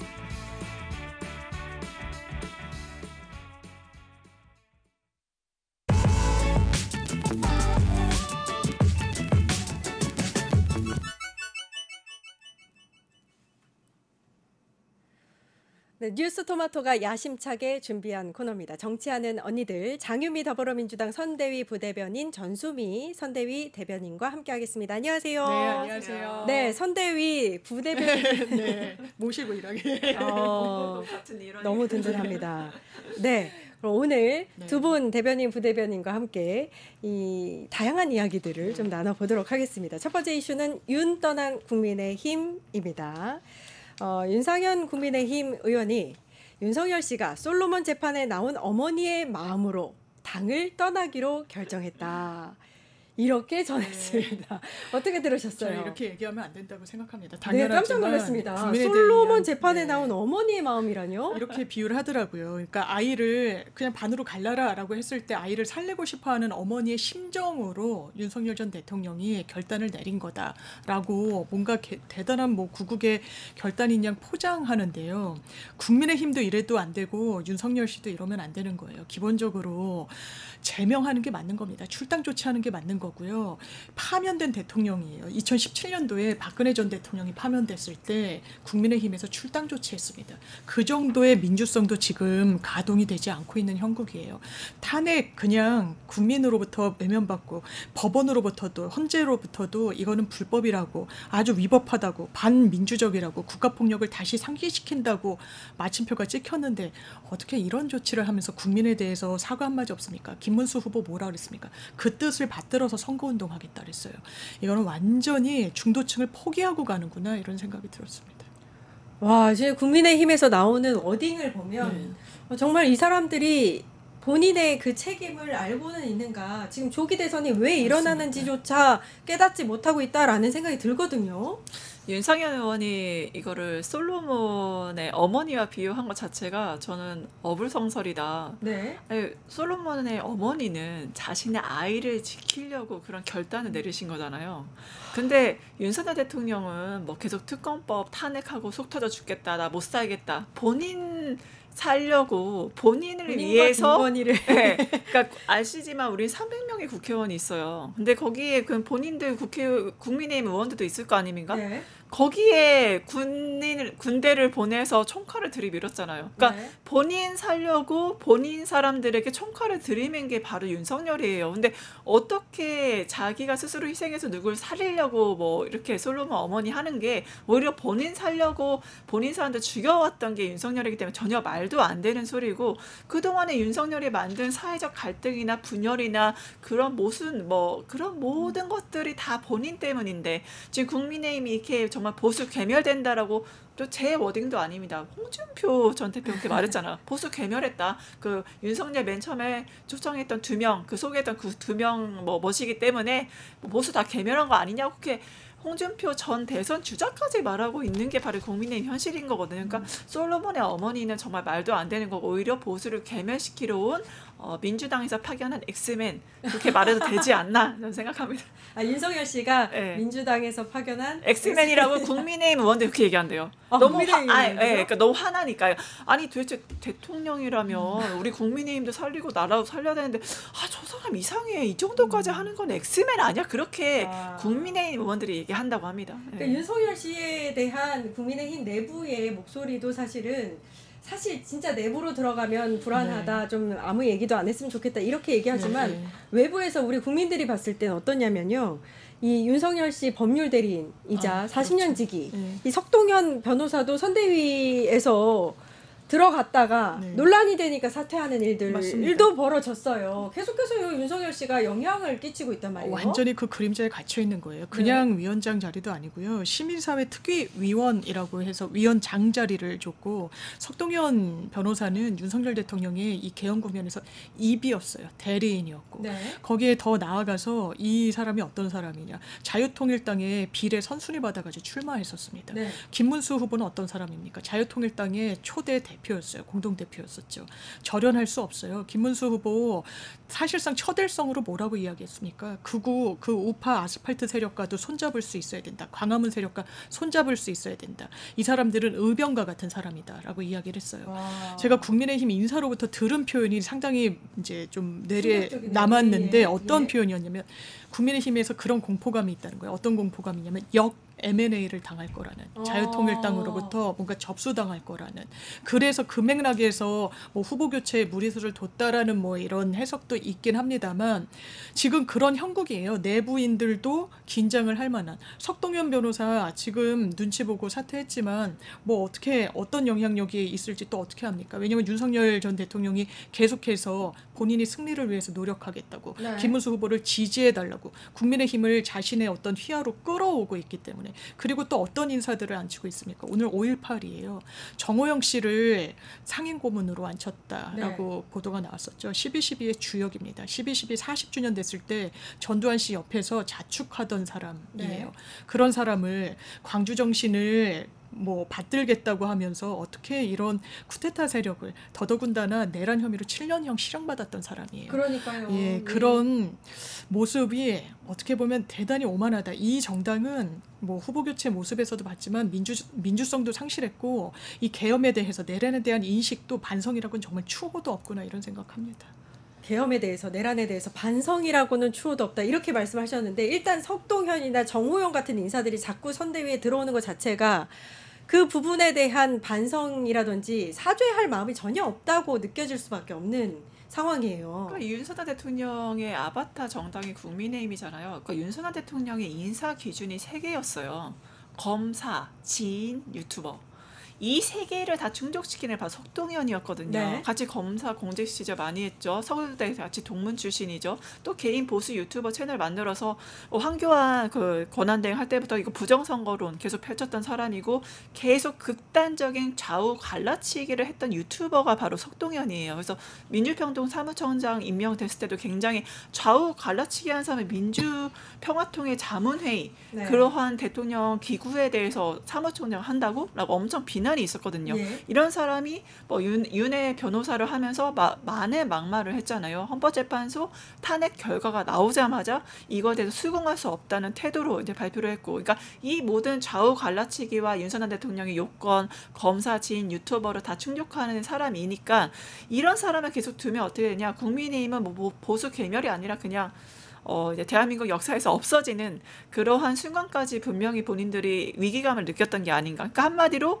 윤석열과 석동현 쓸 만큼 다 써먹고 선거에서 도움이 안 될 것 같으니까 이제서 버리는 토사구팽시키는, 그러니까 한마디로 도마뱀에서 꼬리 자르고 우리는 이 사람들만 없으면 국민의힘 괜찮을 거 자기 안위를 하는 거잖아요. 그러니까 네. 되게 치사하고 의리 없고 이렇게 꼬리 자르기로 날려버리려는, 필요 없으니까 그런 행태를 보이고 있는 근데 거죠. 선대위에 이름이 오르내렸다는 것 자체가 일단 국민의힘의 한계를 보여준다라고밖에 생각을 안 하고. 내란 정당이니까요. 그러니까요. 오늘 또 전해진 소식 중에 윤버지 김계리 변호사가 국힘에 입당한다는 그렇죠. 소식이 전해졌어요. 그러면서 지금은 김문수의 시간이다. 그가 주인공이다. 그동안에 검증된 능력과 앞으로의 비전 공약, 턱걸이 능력까지 알려야 할 것들이 많다. 라고 이야기를 했습니다. 어떻게 보셨어요? 아마 국민의힘은 속으로는 좀 난감할 거예요. 예? 그러니까 이분은 저는 변호사로서도 너무 부적절했다고 생각해요. 사실 헌재에서 저는 개몽되었습니다를 자신의 어쨌든 의뢰인이잖아요. 당사자를 파면되지 않도록 하는 그 직업 윤리를 갖고 해야 되는데 자기 얘기라는 거예요. 자기 정치를. 이 재판정을 어떻게 보면 대단히 저는 오염시켰다라는 인상을 좀 지우기가 어렵고 네. 그 연장선상에서 어떤 정치적인 행보와 행위를 했습니까? 윤석열을 중심에 둔 이 정당을 만들겠다라고 하면서 또 한바탕 난리가 났었어요. 언론인들한테 동의도 구하지 않고 방에 잔뜩 이 초대를 해서는 흐지부지 됐는데 어쨌든 이 사람은 이 윤석열의 대리연이었다는 하나의 이 꼬리표를 본인의 정치적 자산으로 인식하고 있는 것 같습니다. 대단한 착각이에요. 네. 지금 국면에서 윤석열 전 대통령이 어쨌든 김문수 후보를 지지하겠다라고 공식 선언하니까 그 연장선상에서 국민의힘에서 본인의 대선 국면에 롤이 있지 않을까라고 생각하는 것 같아요. 그러니까 나 김문수를 알리러 나왔다라고 해요. 무슨 연결고리가 있습니까? 무슨 이념과 관련해서 본인이 이 후보를 지지하겠다는 생각을 했습니까? 그냥 아주 공학적으로 생각하는 거예요. 정치공학적으로. 이렇게 판단해서 저렇게 하면 내가 나중에 뭐 요리조리 이득을 정치적으로 얻게 되지 않겠느냐라는 게 이게 보이는 행보를 일단 한다. 그러면 국민의힘에는 최소한 모든 정치인들이 자기 그냥 행보를 하니까요. 그런데 그게 국민의힘에 도움이 될 것인가? 아니요. 이 사람은 기본적으로 이 윤석열 대통령의 단순한 대리인을 떠나서 이제는 정치적 대리인까지 사실 자처했던 사람이에요. 네. 예, 창당까지 하겠다고 했으니까. 네. 국민의힘은 어쨌든 막 오락가락하지만 윤석열 씨로부터 좀 벗어나려고, 그러니까 부랴부랴 TV 토론 앞두고 탈당을 하니 출당을 하니 난리를 치다가 어쨌든 잦은 탈당으로 마침표를 찍혔단 말이에요. 네. 이런 국면에 다시금 윤석열의 그림자가 확 들어오면서 자기 프로모션을 한다? 이거는 그냥 패착 중에 패착이라고 생각합니다. 패착 중에 패착이다. 자기 정치하려고 국민의힘에 입당한 거다. 이렇게 분석을 해주셨는데 변호사님 어떻게 들으셨어요? 저는 대변인님의 그 말씀에 100% 동감하고요. 네. 그리고 또 하나의 좀 업무가 좀 있다가 봐요. 보세요. 왜 본인은 12.3 내란으로 개몽이 됐다고 했어요? 그죠? 개몽계리잖아요. 개몽계리죠. 예, 근데 개몽이 된 사람이, 그리고 무엇보다 지금 김문수 후보가 되기 전에 한덕수 후보에 대해서 국민의힘 쌍권총이 밀었잖아요. 네. 그랬고 거기에 윤석열 대통령도 힘을 실어줬었고, 그러다가 이렇게 됐는데 그 전에 과정들을 봤을 때 김문수가 최종 후보가 되는 걸 국민이 원했느냐, 과연 그게 윤석열의 의도였느냐, 이 모든 판을 봤을 때는 이미 한덕수로 정해져 있었고, 그렇죠. 지금 이런 걸 봤을 때는 이거 오히려 그런 국민의힘의 모습을 보면서 오히려 탄핵당이 아니냐라고 정광훈 목사가 비난을 해요. 국민의힘에 대해서. 그럼 정광훈 목사가 바로 윤석열과 궤를 같이 했잖아요. 근데 이 모든 것들, 그러면 결국에는 김계리 씨가 지금까지 해왔던 행보를 보면 국민의힘이 아니라 자유통일당에 입당하셨어요. 본인의 정통성에 맞잖아요. 12선 내란을 꾸준히 엄호하고 윤석열 대통령에 대해서 어떻게 너희가 그렇게 배반할 수 있어라고 정광훈 목사는 한결같이 윤바락이었거든요. 그럼 본인도 윤바락이고 윤 어게인 창당을 하려고 했잖아요. 그러면 본인의 그런 정치적 소신과 철학이 있으면 윤바락이니까 아니 정광훈 목사랑 같이 하셔야지 왜 자유통일당에 입당하셔야 되지 생애 최초의 당적을 왜 국민의힘으로 합니까? 첫 번째. 두 번째. 저는 지금 개주가 시작됐다. 개주. 그러니까 우리가 이렇게 달리기 할 때, 그러니까 계몽이 되었다고 하잖아요. 맨 처음에 내란으로 인해서 그러니까 맨 처음에 개12상 계엄이 됐고요. 두 번째, 그렇죠. 계몽, 개주로 지금 가고 있다라고 저는 보는 게 지금 맨 처음 12.3 이제 그 계엄이 됐죠. 그다음에 본인이 그걸로 계몽이 됐어요. 근데 타이밍이 너무 절묘하지 않아서 첫 번째. 윤석열 대통령이 지금 탈당했습니다.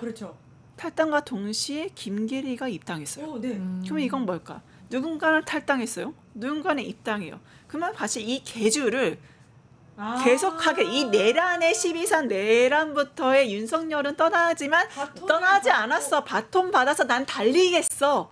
전 계주가 시작됐다고 보거든요. 바로 김계리의 입당은 이런 계엄의 계주를 계속하겠다는 본인의 의지, 그거 윤석열에 지지하는 사람들의 그런 의지가 반영된 그런 입당이라고도 볼 수 있다라고 봅니다.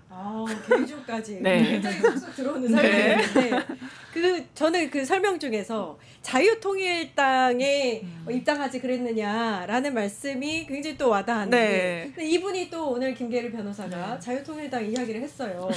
김문수 후보가 정광훈 목사의 자유통일당과 관계 있다는 한동훈 전 대표 등의 주장을 저지하기 위해서 국힘에 왔다. 맞아요. 이건 또 무슨 주장인가요? 그러니까 저도 이제 전수미 변호사님 말씀 들으면서 드는 게 이게 개주, 그러니까 이어달리기로 보이죠. 윤석열이 나간 자리에 이제 김계리라는 대리인이 들어왔는데 그러네요. 어떻게 보면 정치적 알박기로도 보이고요. 그러니까 목표는 왜냐하면 후보 교체를 하려고 엄청 무리수를 둘 때 여러 정치적 요인이 있었는데 한동훈 계에서는 우리를 축출하려고 이제 무리수를 김문수로 하면서 근데 김문수도 나중에 말을 안 들으니까 한덕수로 바꾸려고 이렇게 좀 무리수를 뒀다라는 평가를 하는데 한동훈이라는 이 세 글자를 국민의힘의 이른바 친윤그룹은 정말 어떻게 보면 너무너무 싫어해요. 정말 지금 사석에서는 상당히 이제 좀 험하게 이야기할 정도로 이제 평가절하하고 이러는데 그러면 한동훈 대표가 지금 뭐 같이 유세에 나서겠다고도 하고 부산을 시작으로 해가지고 여러 이제 행보를 하겠다고 하는 게 이게 당권을 도전하기 위한 하나의 이제 또 출발점에 섰다라고 읽히고 있는 부분이 있으니까 그걸 어떻게든 폄훼하고 주저앉히고 이러기 위해서는 또 너무 급이 높은 사람은 필요 없습니다. 오히려 상대방보단 급이 좀 낮아야 더 왜냐면 같이 싸울 수가 없잖아요. 이것도 전략이군요. 저는 그래서 김계리 변호사는 어떻게 보면은 이게 누군가의 하명인지 아니면 본인의 결단인지는 알 수 없습니다만 행보는 비교적 뚜렷이 예측이 되는 거야. 나 한동훈 잡으러 왔소이다. 친윤과 같이 결합하면서 지금부터도 사실상의 첫 일성은 나 저지하러 들어왔다. 너 이런 주장 정말 과대망상 같은 주장 입에서 앞으로 내뱉지 말아라라는 취지로 저격하고 또 얼마나 입이 겁니까? 우리가 육성으로 확인을 했잖아요. 아마 좀 볼썽사나운 제2라운드가 장예찬 씨도 다시 복당하기도 했고 다 이런 여러 포석이 있는 것 같습니다. 근데 되게 신기한 게 그러면은 이재명 후보를 잡기 위해서 온 게 아니라 그 당 내부에 있는 누군가를 잡기 위해서 왔다라고도 해석하신 건데 어떻게 보셨어요, 이 멘트? 계몽이 되신 분이니까요. 뭔들 못하시겠습니까? 그래서 저는 사실 이게 저희가 김상욱 의원님과 이재명 대표님의 만남 정말 익산에서 이렇게 만남 많이 회자가 됐잖아요. 국민의힘 의원인데 이런 말을 했어요. 오히려 민주당이 진짜 보수 정당 같다. 원리, 원칙, 그 소신이 있고 그거를 그대로 지키려고 한다. 오히려 민주당이야말로 그런 원리와 원칙이 있는 당이다. 그 말은 반대로 하면 뭘까요? 국민의힘은 원리와 원칙이 없다는 거죠. 이거 사실 당이 누군가를 받아들이냐 어떤 인사와 함께하느냐가 그 당의 성격과 정체성과 그 미래 방향을 보여줘요. 그리고 얼마나 망가졌는지도 보여지거든요. 지금 민주당은 김상욱 의원 정말 소신 발언하고 철학이 있고 용기 있는 사람 받아들였잖아요. 지금 누구 받았습니까? 김계리 받고. 그러니까 비교돼요. 영입 인사들이 그러니까요. 사실 많이 비교되는 상황이긴 해요. 그러니까 이런 사람들을 영입 김계리가 지금 들어왔다. 이 자체가 정말 중도 보수 진짜 찐 보수 뭐 조갑재 뭐 네. 논설위원이나 정규재 의원분들이 와 김계리를 영입해서 역시 국민의힘 다시 살아나는구나. 제대로 하겠다라고 과연 건전한 보수 생각이 있는 보수가 그런 판단을 하실까요? 그러니까 국민의힘의 진짜 보수는 죽었다는 거. 김계리를 받았다는 건 정말 국어로 그리고 무엇보다 김계리 씨 욕설 파문 너무 유명하죠. 속도는 변호사라던가 너무 리얼하잖아요. 그렇게 욕설파면 얼마나 당내에서 갈등이 심각한지를 보여주기도 하지만 그 정도 수준의 사람을 영입했다는 자체가 이게 지금 국민의힘의 현실이고 이게 대한민국 집권 여당의 현실이다. 보여주는 좌표다라고 할 수 있을 것 같습니다. 네, 계엄, 계몽, 계주 이게 오늘 그러네요. 남을 것 같습니다. 자, 김계리가 한동훈 잡으러 왔다 이렇게 이야기를 했고요. 한동훈 전 대표는 본격적으로 움직이기 시작했습니다. 언론에 따르면 오는 20일부터 부산에서 전국 투어를 계획 중이다. 부산을 시작으로 이렇게 이야기를 했다고 하는데요. 다만 김문수 후보하고는 같이 하지 않겠다. 동선이 겹치진 않을 거다. 뭔가 이것도 좀 의미심장합니다. 그러니까요. 어떻게 보셨어요? 그러니까 이제 기시감이 드는 장면은 예전에 국민의힘의 전신에서 자유한국당인가 이명박 후보랑 박근혜 후보가 엄청나게 싸웠습니다. 제가 그때 이제 출입 기자였는데 진짜 기자들 보면은 이게 그 이명박 마크맨과 박근혜 마크맨이 있잖아요. 그러면 서로 완전히 정말 그쪽에 진영에 몸담은 의원들이 이제 험담을 할 정도로 상당히 감정의 골이 깊었고 실제로 이명박 후보가 최종 후보로 낙점됐을 때 박근혜 당시 낙선자가 한참 좀 고사하다가 유세를 하겠다고 하는데 공동 유세는 하지 않았어요. 힘 실어주기 싫다는 거예요. 이거 유세인데 유세 아닌 유세 같은 이런 상황인 거예요. 왜냐하면 한동훈 후보는 3대 성결과제 같은 거를 막 제시를 합니다. 탄핵 반대한 거에 대해서 김문수 후보 당장 사과해라. 그렇죠. 그리고 이제 뭐 출당 탈당 이야기를 했는데 세 가지 중에는 이 탈당만 마침표가 찍혔음에도 불구하고 자기가 일단 움직이겠다는 거예요. 왜냐하면 이 당에 지금 여러 후보군들, 주자들 그리고 정치적 자산이 있는 좀 체급이 있는 정치인들은 대선에 과연 목표가 있나라는 생각이 들어요. 앞으로의 당권 그리고 당권을 잡아야 또 지방선거 그 지방선거와 연계된 여러 이제 이권들 정치적 이득 이런 부분이 있다 보니까 아마 한동훈 후보도 여기서 낙마하면 정치적 미래는 상당히 좀 제약될 거예요. 그러니까 유세를 안 할 수는 없고 또 국민의힘 분위기에서는 다시금 이 사람을 본다라고 할 때 그 안철수 의원이라고 하더라고요. 안철수 의원이 상당히 열심히 하고 있다는 거예요. 어쨌든 현장에서 유세로. 그런가요? 그래서 당원들이 안철수는 이렇게 열심히 뛰는데 뭐야 한동훈 뭐 이런다는 거예요. 그러니까 여기서 주춤하고 가만히 있을 수는 없겠는데 내가 뱉은 말도 있고 계엄에 대해서 그렇게 자기는 분명한 메시지를 냈었다는 게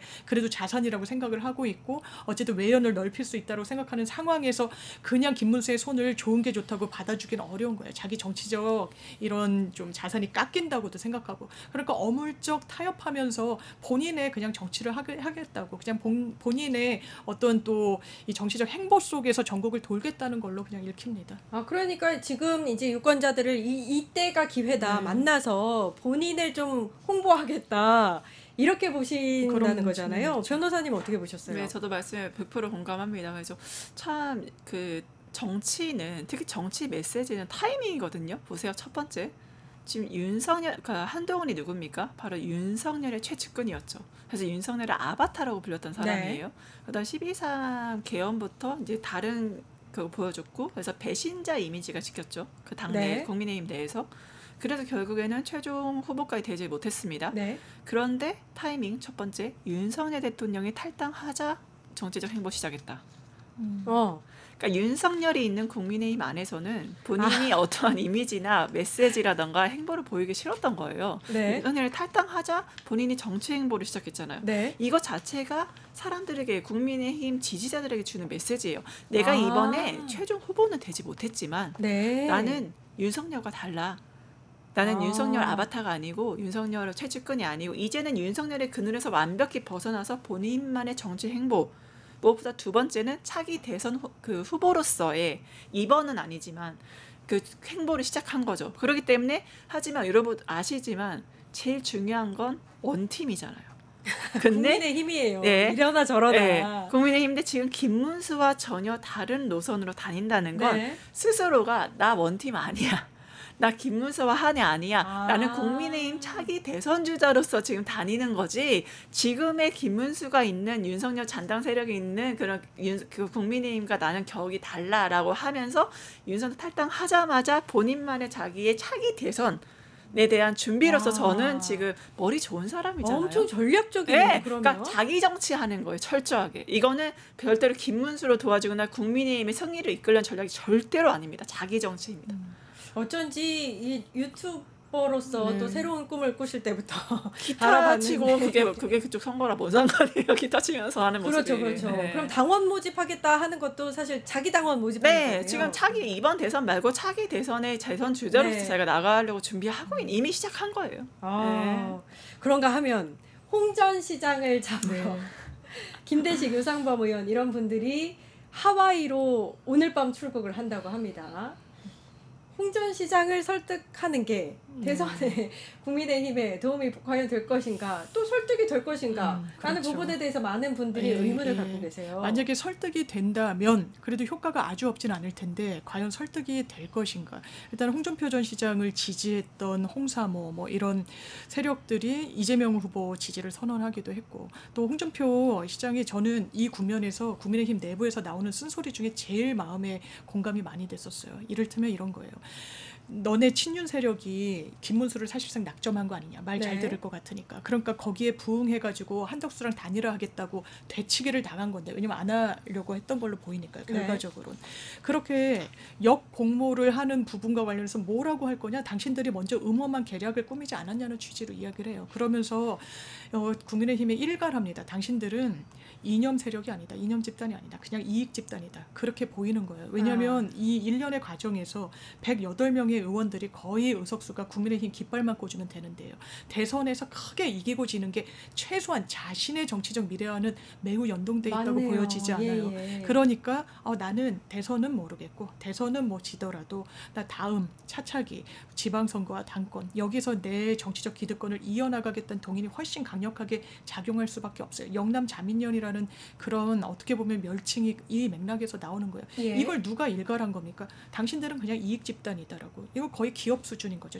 그냥 돈만 되면 다 하는 거의 그런 수준인 건데 정치가 최소한 그래서는 안 되잖아요. 그렇죠. 그렇게까지 당에 대해서 정말 본인 우물에 침을 뱉고 갔는데 다시 발 담글 수 있겠습니까? 정계 은퇴라는 것도 딱 잘라서 다시 수정하더라고요. 나 국민의힘으로부터의 정계 은퇴다. 그만큼 정 떨어졌다. 이렇게 이야기까지 했잖아요. 그런데 하와이를 가는 게 어떻게 보면 좀 우스꽝스러워 보이죠. 하와이는 대표적인 휴양지고 안 가겠다고 하는데 여러 명이 또 가서 읍소를 하겠다는데 과연 읍소를 하겠다는 건지 휴가를 즐기겠다는 건지 대선 국면에서 또 빠지겠다는 건지 국민의힘의 지금 큰 문제가 현역 의원들이 이렇게 뒤짐지고 있다는 거예요. 왜냐하면 뭐 거리에 나가봤자 좋은 소리도 잘 못 듣고 이게 뭐 크게 자기들 이길 것 같지도 않고 이러니까 일일 보고서를 써내라고 했다는 거 아닙니까? 국회의원 평가를 하는데 우리 반영하겠다고. 이게 절박한 거예요. 왜 친윤밖에 캠프에 없냐라고 물으면 사람이 없어서라고 대답한다는 거예요. 그 내부자들이. 이게 지금 현실인데 어떻게 지금 뭐 홍준표니 뭐 이준석이니 꿈도 야무지다 생각합니다. 그러니까 이게 무슨 그 의미가 있나라는 생각이 들고 일단은 구구절절합니다. 무슨 손편지를 들고 갔다 이런 내용도 있고요. 왜 이러는 걸까요? 마음이 단단히 틀어지셨잖아요. 오죽하면은 글에다가 이재명 나라에서 살아봐라라고 말씀하셨고, 그리고 또 홍준표 전 이제 시장님께서 그 무엇보다 여러 가지 발언하셨지만 나 그 당에 아무것도 받은 거 없고 차라리 노무현의 그 민주당에 대해 같이 할 걸 그랬다. 꼬마민들 같이 할 그런 말씀들을 했고 무엇보다 거기에 대한 응답으로 이재명 대표께서 또 SNS에다가 제가 너무나 정말 유머도 있으시고 위트도 있으시고 너무나 노련한 정말 정치인이시다라고 정말 우대를 해주시면서 홍준표 대표가 만약에 그 대선 후보가 됐다면 굉장히 부담스러운 존재였다라고 이렇게 치켜 세우잖아요. 마지막에 막걸리나 한잔 했으면 좋겠습니다. 이게 얼마나 따뜻하고 정말 이렇게 푸근합니까? 제가 홍준표 대표 지지자라면 그 뭐 엄청 홍카콜라 그 지지자라면 이재명이 그래도 우리 국민의힘에서는 다 우리 버리고 팽당하고 이렇게 대우하는데 또 이재명은 다르네. 역시 이재명 후보는 그래도 우리 홍준표 대표랑 결을 같이 하네. 이렇게 알아주네라고 되게 좋아했을 것 같아요. 그러니까 국민의힘에서 비단 걸린 거죠. 왜냐하면 홍준표 팬들이 도대체 얼마나 많은데. 그리고 무엇보다 이분은 당에 굉장히 구심력이 있는 노련한 정치인에서 당의 어른으로서 기능하실 수 있는 분이에요. 근데 당에서 철저하게 이분을 버리고 대선 주자까지 했으면 됐지 어쩌라고 이런 식으로 대우했던 게 국민의힘이잖아요. 그러니까 굉장히 제가 홍준표 전 시장이라 너무나 기분 나쁠 것 같아요. 내가 그렇게 당을 위해서 헌신하고 많은 걸 해왔는데 나한테 대선 주자까지 했으니까 됐으니까 그냥 조용히 있으라고? 니네가 아니 민주당이 그럴 수 있는데 니네는 어떻게 나한테 그럴 수 있어? 배신감. 그래서 너 손편지 들고 간다고 해도 저는 그게 마음이 과연 달라질까라고 생각합니다. 이미 가장 시그널 중요한 게 있죠. 홍준표 대표 측근 가상화폐의 바로 이제 전문가이신 이 교수님께서 저희 당으로 영입이 되셨잖아요. 그런 식으로 이미 측근이 되고 왔다는 것 자체가 하나의 정치적 엄청난 시그널이고 메시지인 거거든요. 홍준표의 측근도 이재명을 지지한다. 그러니까 여러분들 진짜 누가 진짜 보수인지 누가 진짜 대한민국 살릴 사람인지 한번 보자. 바로 이재명이야말로 통합과 협치를 이뤄낼 미래의 대통령이다라는 전 시그널을 줬다 봅니다. 시그널이었다. 네, 알겠습니다. 두 번째 이슈로 넘어가 보겠습니다. 윤부부 사법 리스크 첩첩 산중입니다. 일단 대선을 불과 2주여 앞두고 내일 윤석열 씨가 이제 경찰 또 군 수뇌부에 대한 내란 혐의 재판이 이어지는데요. 당장 내일 윤석열 씨의 4차 공판이 열립니다. 지금 시기가 굉장히 또 중요한 게 지기현 판사가 룸살롱 접대 의혹을 받고 있는 시점이에요. 네, 맞습니다. 네, 내일 재판 어떻게 보세요? 저는 일단 지기현 판사의 어떤 의혹에 대해서 중앙지방법원이랑 대법원이 각각 이제 입장을 냈는데 서울중앙지방법원은 이 제보나 어떤 확인하고자 하는 그 의혹 사실이 매우 구체적이지 못해서 확인에 좀 한계가 있다는 취지로 이야기를 해요. 전 되묻고 싶은 게 얼마나 더 구체성을 띠라는 거니까 사진을 공개했고요. 그 같다는 딱 그 술집의 사진이에요. 그리고 사실관계 확인이 어렵지 않습니다. 당사자한테 물어보면 돼요. 그게 정말 10분도 걸리지 않을 수도 있어요. 간 게 맞냐, 언제 갔냐, 누구랑 갔냐, 돈은 누가 냈냐, 그것만 물어보면 되는 거예요. 몇 번을 갔는지. 그러니까 대법원에서는 조금 결이 다른 걸 했죠. 어쨌든 가동할 수 있는 모든 수단을 다 동원해서 이 어떻게 된 사유인지를 보겠다. 이 정도면요, 저는 재판에 관여하지 않는 게 맞다고 봅니다. 기본적으로 이제는 그런 거예요. 어떤 결론을 내든지 간에 진보, 보수, 국민의힘, 민주당 양측의 지지자들이 그대로 이걸 수긍하지 않을 것 같아요. 결론을. 이를테면 윤석열, 내란 수계, 사형, 무기 이렇게 했을 때는 국민의힘 지지자들은 뭐라 그러겠습니까? 이거 제보에 덜미가 잡혀가지고 이렇게 재판했구나라고 아마 생각할 거예요. 반대로 윤석열 수사권이 없다 어쩌고 저쩌고 또 이 시간 대 시간으로 풀어줬던 것처럼 만약에 무죄 방면 시켜준다. 그럼 또 뭐라고 생각하겠습니까? 이거 술자리 사실이어가지고 덜미 잡혀가지고 또 이렇게 이상한 재판을 했구나. 이거는 이제 본인의 어떤 이런 의혹으로 인해서 재판의 이 수용성을 상당히 낮춰버렸어요. 이거 사법부가 이거를 사전 정지 작업을 하지 않고 그대로 그냥 실체가 어떻게 되는지 한번 파악해 볼 테니까 그때까지는 알아서 재판하세요라고 하면서 맡기는 게 전 개인적으로 상당히 맞는지 의문이 좀 들어서요. 재판 배제를 하는 수순으로 이제 가야 되지 않나라는 생각이 듭니다. 그러니까 이런 의혹 자체가 사법부의 신뢰를 모두 무너뜨리는 것이다라고 분석을 해주신 거예요. 그럴 수밖에 없는 게 룸살롱에서 접대를 받은 판사가 내란이라는 굉장히 중대한 범죄에 대한 재판을 한다? 여기에 대해서 국민이 얼마나 납득을 하시겠습니까? 특히 두 가지가 좀 그 의혹이 제기되고 있어요. 이것은 원래 법조계 원래 오래전부터 했던 건데요. 그러니까 판사가 판결을 할 때 첫 번째 판사가 판결을 할 때 법대로 하는 게 아니라 판사 맘대로 한다. 첫 번째. 그리고 두 번째는 수사기관에서 유력 정치인이나 유력 판사나 그런 핵심 인물들에 대한 어떠한 폴더가 있다. 이번에 경찰에 지기현 폴더가 있었다고 그런 제보가 또 있었던 거 아니겠어요? 그러니까 그런 식으로 지기현 판사도 룸사롱 접대를 받던 어떤 본인의 약점이 있는데 그것이 수사기관에서 그 약점을 이용해서 윤석열 정권은 특히 검찰 정권이다 보니까 그러한 특정인에 대한 약점을 이용해서 이거 안 해줘? 그러면 이거 터뜨려줄게. 이러한 어떠한 물밑에서의 딜이 있지 않았나. 그렇기 때문에 비상식적인 어떻게 구속 취소는 누구나 상상 못했던 거거든요. 근데 그 구속 취소에 대해서 다시 그거를 재구속시키지도 않았어요. 그리고 그거를 눈감아줬고 지금의 내란 재판에서도 너무나 내란 혐의를 저지른 그런 피의자에게 너무나 많은 특혜를 주고 있잖아요. 그러니까 무엇보다 직업 무직 이렇게 얘기한 게 처음인데 뭐 전 대통령 이런 식으로 예우해주고 뭐 지하 대통령 지하 주차장으로 입장하게 해주고 그 모든 것들이 너무나 특혜를 계속 주고 그렇죠. 있는 게 아니 이렇게 생각할 수밖에 없지 않겠어요? 약점 잡힌 게 있나? 왜 저 정도까지 하지? 네. 왜 저렇게 무리해서 재판을 진행하지? 예. 이게 일반 국민의 상식이거든요. 네. 그런 점 봤을 때 역시나 지기현 폴더가 있었던 게 아닌가 의심하지 않을 수가 없는 거고 그다음에 판사가 그동안 법대로가 아니라 얼마나 마음대로 해왔나 사법개혁의 필요성을 다시 한번 부각시키는 이슈가 되지 않을까 싶습니다. 그러니까 지기현 폴더를 말씀을 하셨는데 이 지기현 판사에 대한 접대 의혹 이 소스가 경찰에서 나왔다라는 의혹이 지금 제기되고 있는 네, 거잖아요. 네. 경찰 캐비넷이 네, 열렸다. 맞아요.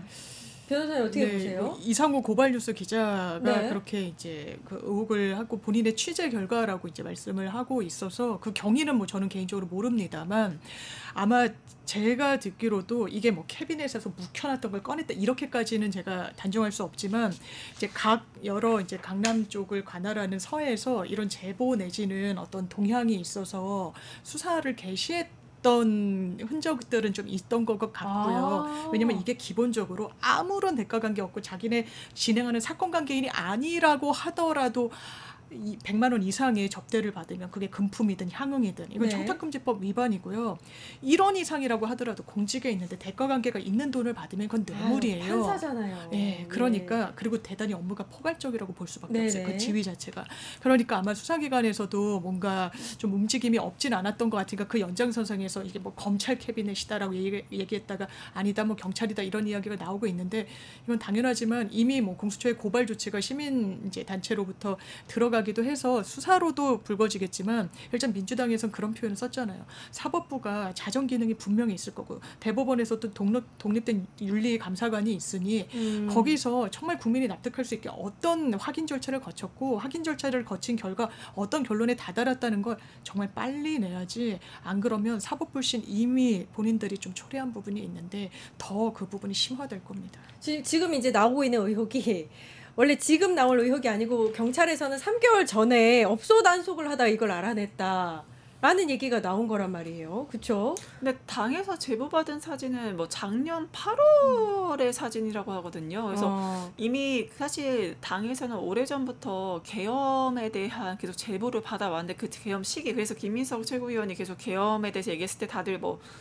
특정 언론을 비롯한 뭐 말도 안 되는 소리 한다 그렇게 치고 해서 실제로 계엄을 했고요. 네. 그러니까 그런 식으로 사진도 작년 8월에 이미 확보를 했고 무엇보다 지기현 판사 얼굴이 굉장히 선명하게 나온 그랬대요. 사진을 예, 예. 지금 당에서 확보를 했다고 네. 하거든요. 이제 그런 정황들 봤을 때 이미 전부터 계엄 선포에 대해서 준비를 하고 있었고 윤석열 대통령은 이렇게 접대 받으면서 어떤 것들이 있었을 때 뭐 이런 물밑의 과정으로서 어떠한 이런 접대를 한 게 아니냐 이러한 의혹까지 지금 일고 있는 건 결국에는 그 사법부 개혁, 사법부도 얼마나 많이 지금 썩었나 그런 문제점을 제기하고 있는 거고, 그러니까 이 법관과 검사의 유착 문제가 이번에 이제 제대로 좀 드러나게 된다면 이것이 새로운 이제 위대한 대한민국에서 사법 개혁의 필요성, 법관이 이제 너무나 좌지우지 못하고 지금 사심제가 나오는 이거 바로 이런 것 때문이잖아요. 그래서 제대로 된 개혁 방향으로 갈 수밖에 없지 않을까 싶습니다. 그러니까 지금 이 상황에서 사실 사법부가 할 수 있는 가장 첫 번째 일은 지기현 판사를 이번 내란 혐의 재판에서 제외시키는 거거든요. 네, 맞습니다. 아니 가장 중요한 건 제가 보기에는 제외시키는 중요하지만 그 전에 그 해당 법원과 지기현 판사 본인의 입장 표명. 분명히 국민들에게 이거는 굉장한 그 심려를 끼쳐드린 거기 때문에 지기현 판사 당사자가 이게 본인이 어떠한 경위로 이런 의혹을 받게 됐고 이거 뭐 사실관계가 있으면 이거에 대해서 사실 갔었다 뭐 안 갔었다 이런 걸 얘기를 한다거나 그러니까 이런 의혹들에 대해서 그냥 의혹으로 끝내지 말고 이게 맞다 아니다를 얘기를 해서 국민의 알 권리도 충족시켜야 되고 법관으로서의 품위와 그런 격이 있어요. 그러니까 품위 유지를 하는 그런 법관으로서의 그 위치가 있기 때문에 분명히 사실에 대한 해명, 그 의혹에 대한 해명, 그리고 거기에 이게 사실이든 아니든 국민들에게 굉장한 우려와 사법부에 대한 불신을 야기한 이 모든 자신의 책임 이런 것들을 저는 대국민 사과를 분명히 해야 된다. 그거부터 봅니다. 지기현 판사가 본인의 입장부터 밝혀야 된다. 사실인지 아닌지. 또 사법부는 이에 대한 명확한 조사가 필요하다 이런 말씀을 네. 해주셨고요. 어떻게 보세요? 너무 공감이 되고요. 일단 뭐 본인도 이미 수사선상에 또 오른 것 같고 네. 지금 뭐 고발도 들어갔으니까 사법부가 어떻게 나오는지 한번 볼 겁니다. 그리고 국민의힘에서는 민주당의 사법개혁 공약을 굉장히 뭐 이 연장선상에서 계속 이야기를 하는데 전혀 그렇지 않아요. 왜냐하면 뭐 이재명 맞춤법이냐 위인설법이냐라고 이야기를 합니다만 기본적으로 시라크 대통령 프랑스 사례에서도 파리 시장 당시에 뭐 여러 이슈로 재판을 받았는데 대통령 되면서 다 중단됐어요. 근데 어떻게 하려고 합니까? 지금 아마 대선에서 승리하게 되면 아주 집권 초반부터 흔들려고 할 거예요. 이 재판을 가지고. 네. 그러니까 법적으로 마무리할 필요가 분명히 있는 거고 그리고 대법원은 어떻게 했습니까? 기록도 안 읽었다. 안 읽어도 된다. 관행이다. 이게 사람이 적어서 그렇다는 거 국민들 즉각적으로 아는데 그걸 그대로 두고 간다? 이게 진짜 사법 시스템을 오히려 퇴행시키는 거겠죠. 네. 자, 윤석열 씨는 이런 상황이고 김건희 씨에 대한 여러 가지 의혹도 있습니다. 그중에서 명품 목걸이를 전달했다는 의혹에 대해서는 일단 건진법사 전성배 씨를 추가로 소환을 하기로 했는데 이게 이제 지난 3일에 이어서 보름 만입니다. 너무 맞습니다. 보름 동안 그러니까 아무것도 안 하고 있었던 거라고도 볼 수 있는데 어떻게 보셨어요? 그 사이에 이제 보도 내용을 보면 왜냐하면 그 통일교 2인자가 건넸다는 게 그라프 6천만 원짜리, 뭐 네. 6천만 원이 더 넘는다고 하는데 네. 그 목걸이, 샤넬백, 천수삼 뭐 이런 거라는 거예요. 근데 집에서 천수삼, 샤넬백 뭐 이런 게 안 나왔다는 거고. 그러니까 아마 건진이라는 사람을 다시 불러서 그 행방을 쫓을 텐데 그 사이에 샤넬 본사 그 한국 그 사를 압수수색했다는 예. 거잖아요. 왜냐하면 제가 정확히는 잘 몰라도 명품 같은 경우 시리얼 넘버 같은 게 있어서 어디로 흘러 들어갔는지를 좀 추적이 가능하다라고 하고 그럼 지금 건진폰이라는 하는 법사폰에서 어떤 것들이 지금 나오고 있느냐. JTBC 단독 보도 같은 걸 보면요. 이런 거예요. 처음에 나토 순방 갈 때 6천만 원 다른 이때는 또 다른 목걸이에요. 그걸 네. 빌렸다고 하니까 아 제가 드릴게요 라고 하면서 줬는데 뭔가 잘 안 됐고 이 윤모 씨라는 2인자가 건진한테 이런 문자를 보내요. 그 김건희가 잘 받았다고 하더라. 라고 하면 건진이 네. 알았다 이렇게 화답해요. 그러다가 네. 캄보디아에 뭔가 이제 선을 대려고 했던 것 같고 그 이후에 실제로 캄보디아로 가고 ODA가 2배 정도로 떠요. 그 예산이 몇 천억 단위로. 그런 부분과 관련해서 근데 나중에 본인이 원하는 대로 안 되니까 돌려달라고 막 합니다. 이거 김건희 씨 지금 자기 안 나가겠다고 버틸 때가 아니에요. 네. 빨리 조사받아야 됩니다. 이렇게 실체가 드러났는데도 검찰이 뒷짐지면서 알았다고 할 이게 개재입니까? 그러니까 여러 가지 증거물들이 나오면서 정황상 받았을 것으로 보이는 개연성이 확보가 된 상태이고 압수수색 이제 아까 샤넬 코리아 압수수색도 진행이 됐습니다. 김건희 씨가 2차 검찰 출석 요구에 응할 것인가도 많은 관심사예요. 어떻게 보세요? 결국에는 뭐 체포 영장이 발부되고 지속적으로 한다면 그거는 이제 응할 수밖에 없는 것일 거고요. 그 전까지는 그냥 아무래도 이미 출석이기 때문에 본인이 출석을 안 하려고 최대한 버틸 만큼 버티지 않으니까 이것도 사실 2주 만에 지금 계속 지속되고 있는 거 관련 수사가 그러니까 최대한 문객이 무엇보다 본인이 지금 드러나지 않는 게 좋겠다. 왜냐하면 대선에 뭐 영향을 줄 수 있다. 이런 말도 안 되는 핑계를 대고 있는 상황인데 이거에 대해서 분명히 이제는 민간인이잖아요. 그러니까 대통령 영부인 신분에서의 그 모든 그런 것들이 없어졌으니까 민간인으로서 법 앞에 평등하게 사실 다른 사람 같았으면 이미 체포영장 나왔고 이미 잡혀갔어요. 네. 근데 버티고 있는 거는 뭐 전직 대통령의 와이프라는 이유만으로 이런 거니까 철저히 법대로 진행을 해야 된다고 보고 지금 대선 초창기부터 건진법사의 뭐 자녀가 뭐 캠프에 들어갔다거나 뭐 모든 이 결국에는 정치와 무속에 관련된 이 말도 안 되는 끄이없는 의혹들을 이번 기회에 좀 정리를 했으면 좋겠다 싶습니다. 명태균 의혹도 있어요. 네, 맞습니다. 이 부분에 대해서도 이제 소환 조사를 할 텐데 응하지 않을 가능성이 높죠. 그래 보이죠. 그러니까 좀 뭐 강제 수사 방안을 만지작거린다라고 언론에는 뭐 하는데 그렇게 엄풀할 때가 아니고요. 그럼 체포영장을 발부받으면 되는 거예요. 네. 공정과 상식을 그 누구보다 외쳤던 게 김건희 씨의 남편이었습니다. 검찰도 그걸 잘 알고 있을 거 아니에요. 지금 국면에서 이 수사를 지체하는 게 얼마나 국민들 눈높이에 안 맞을 거라는 본인들이 잘 알 거라고 생각하고 지금 의혹이 한두 가지가 아니에요. 도이치모터스도 이 중앙지검 못 믿겠으니까 고검에서 본인들이 하겠다고 하는 거 아닙니까? 네. 그리고 중앙지검에는 지금 명태균 씨와 관련해서도 육성이 나왔어요. 그리고 김건희 씨 육성도 있습니다. 내가 당선인한테 얘기해서 이렇게 하니까 걱정하지 말라고. 그리고 그 이후에는 김상민 검사를 찍어 누르려고. 그러니까 찍어 붙이려고 김영선 의원한테 장관 자리 내지는 기관장 자리 제안했다라는 거 아닙니까?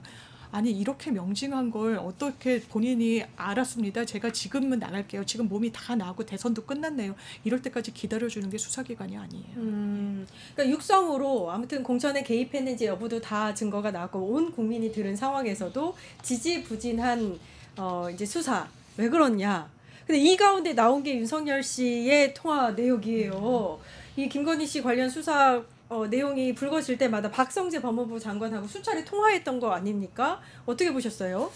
역시 윤석열은 우리가 상상하는 거를 다 뛰어넘는 사람 같아. 상상을 뛰어넘는 사람 대단한 사람인 것 같아요. 그래서 아니 상식적으로 네. 이제 본인이 이제 검찰총장 출신 대통령 후보가 그러니까 장관과 수사가 진행되고 있는데 수시로 이제 통화를 하면서 특히 자기 와이프 관련 수사 진행할 때 법무부 장관과 수시로 통화한다.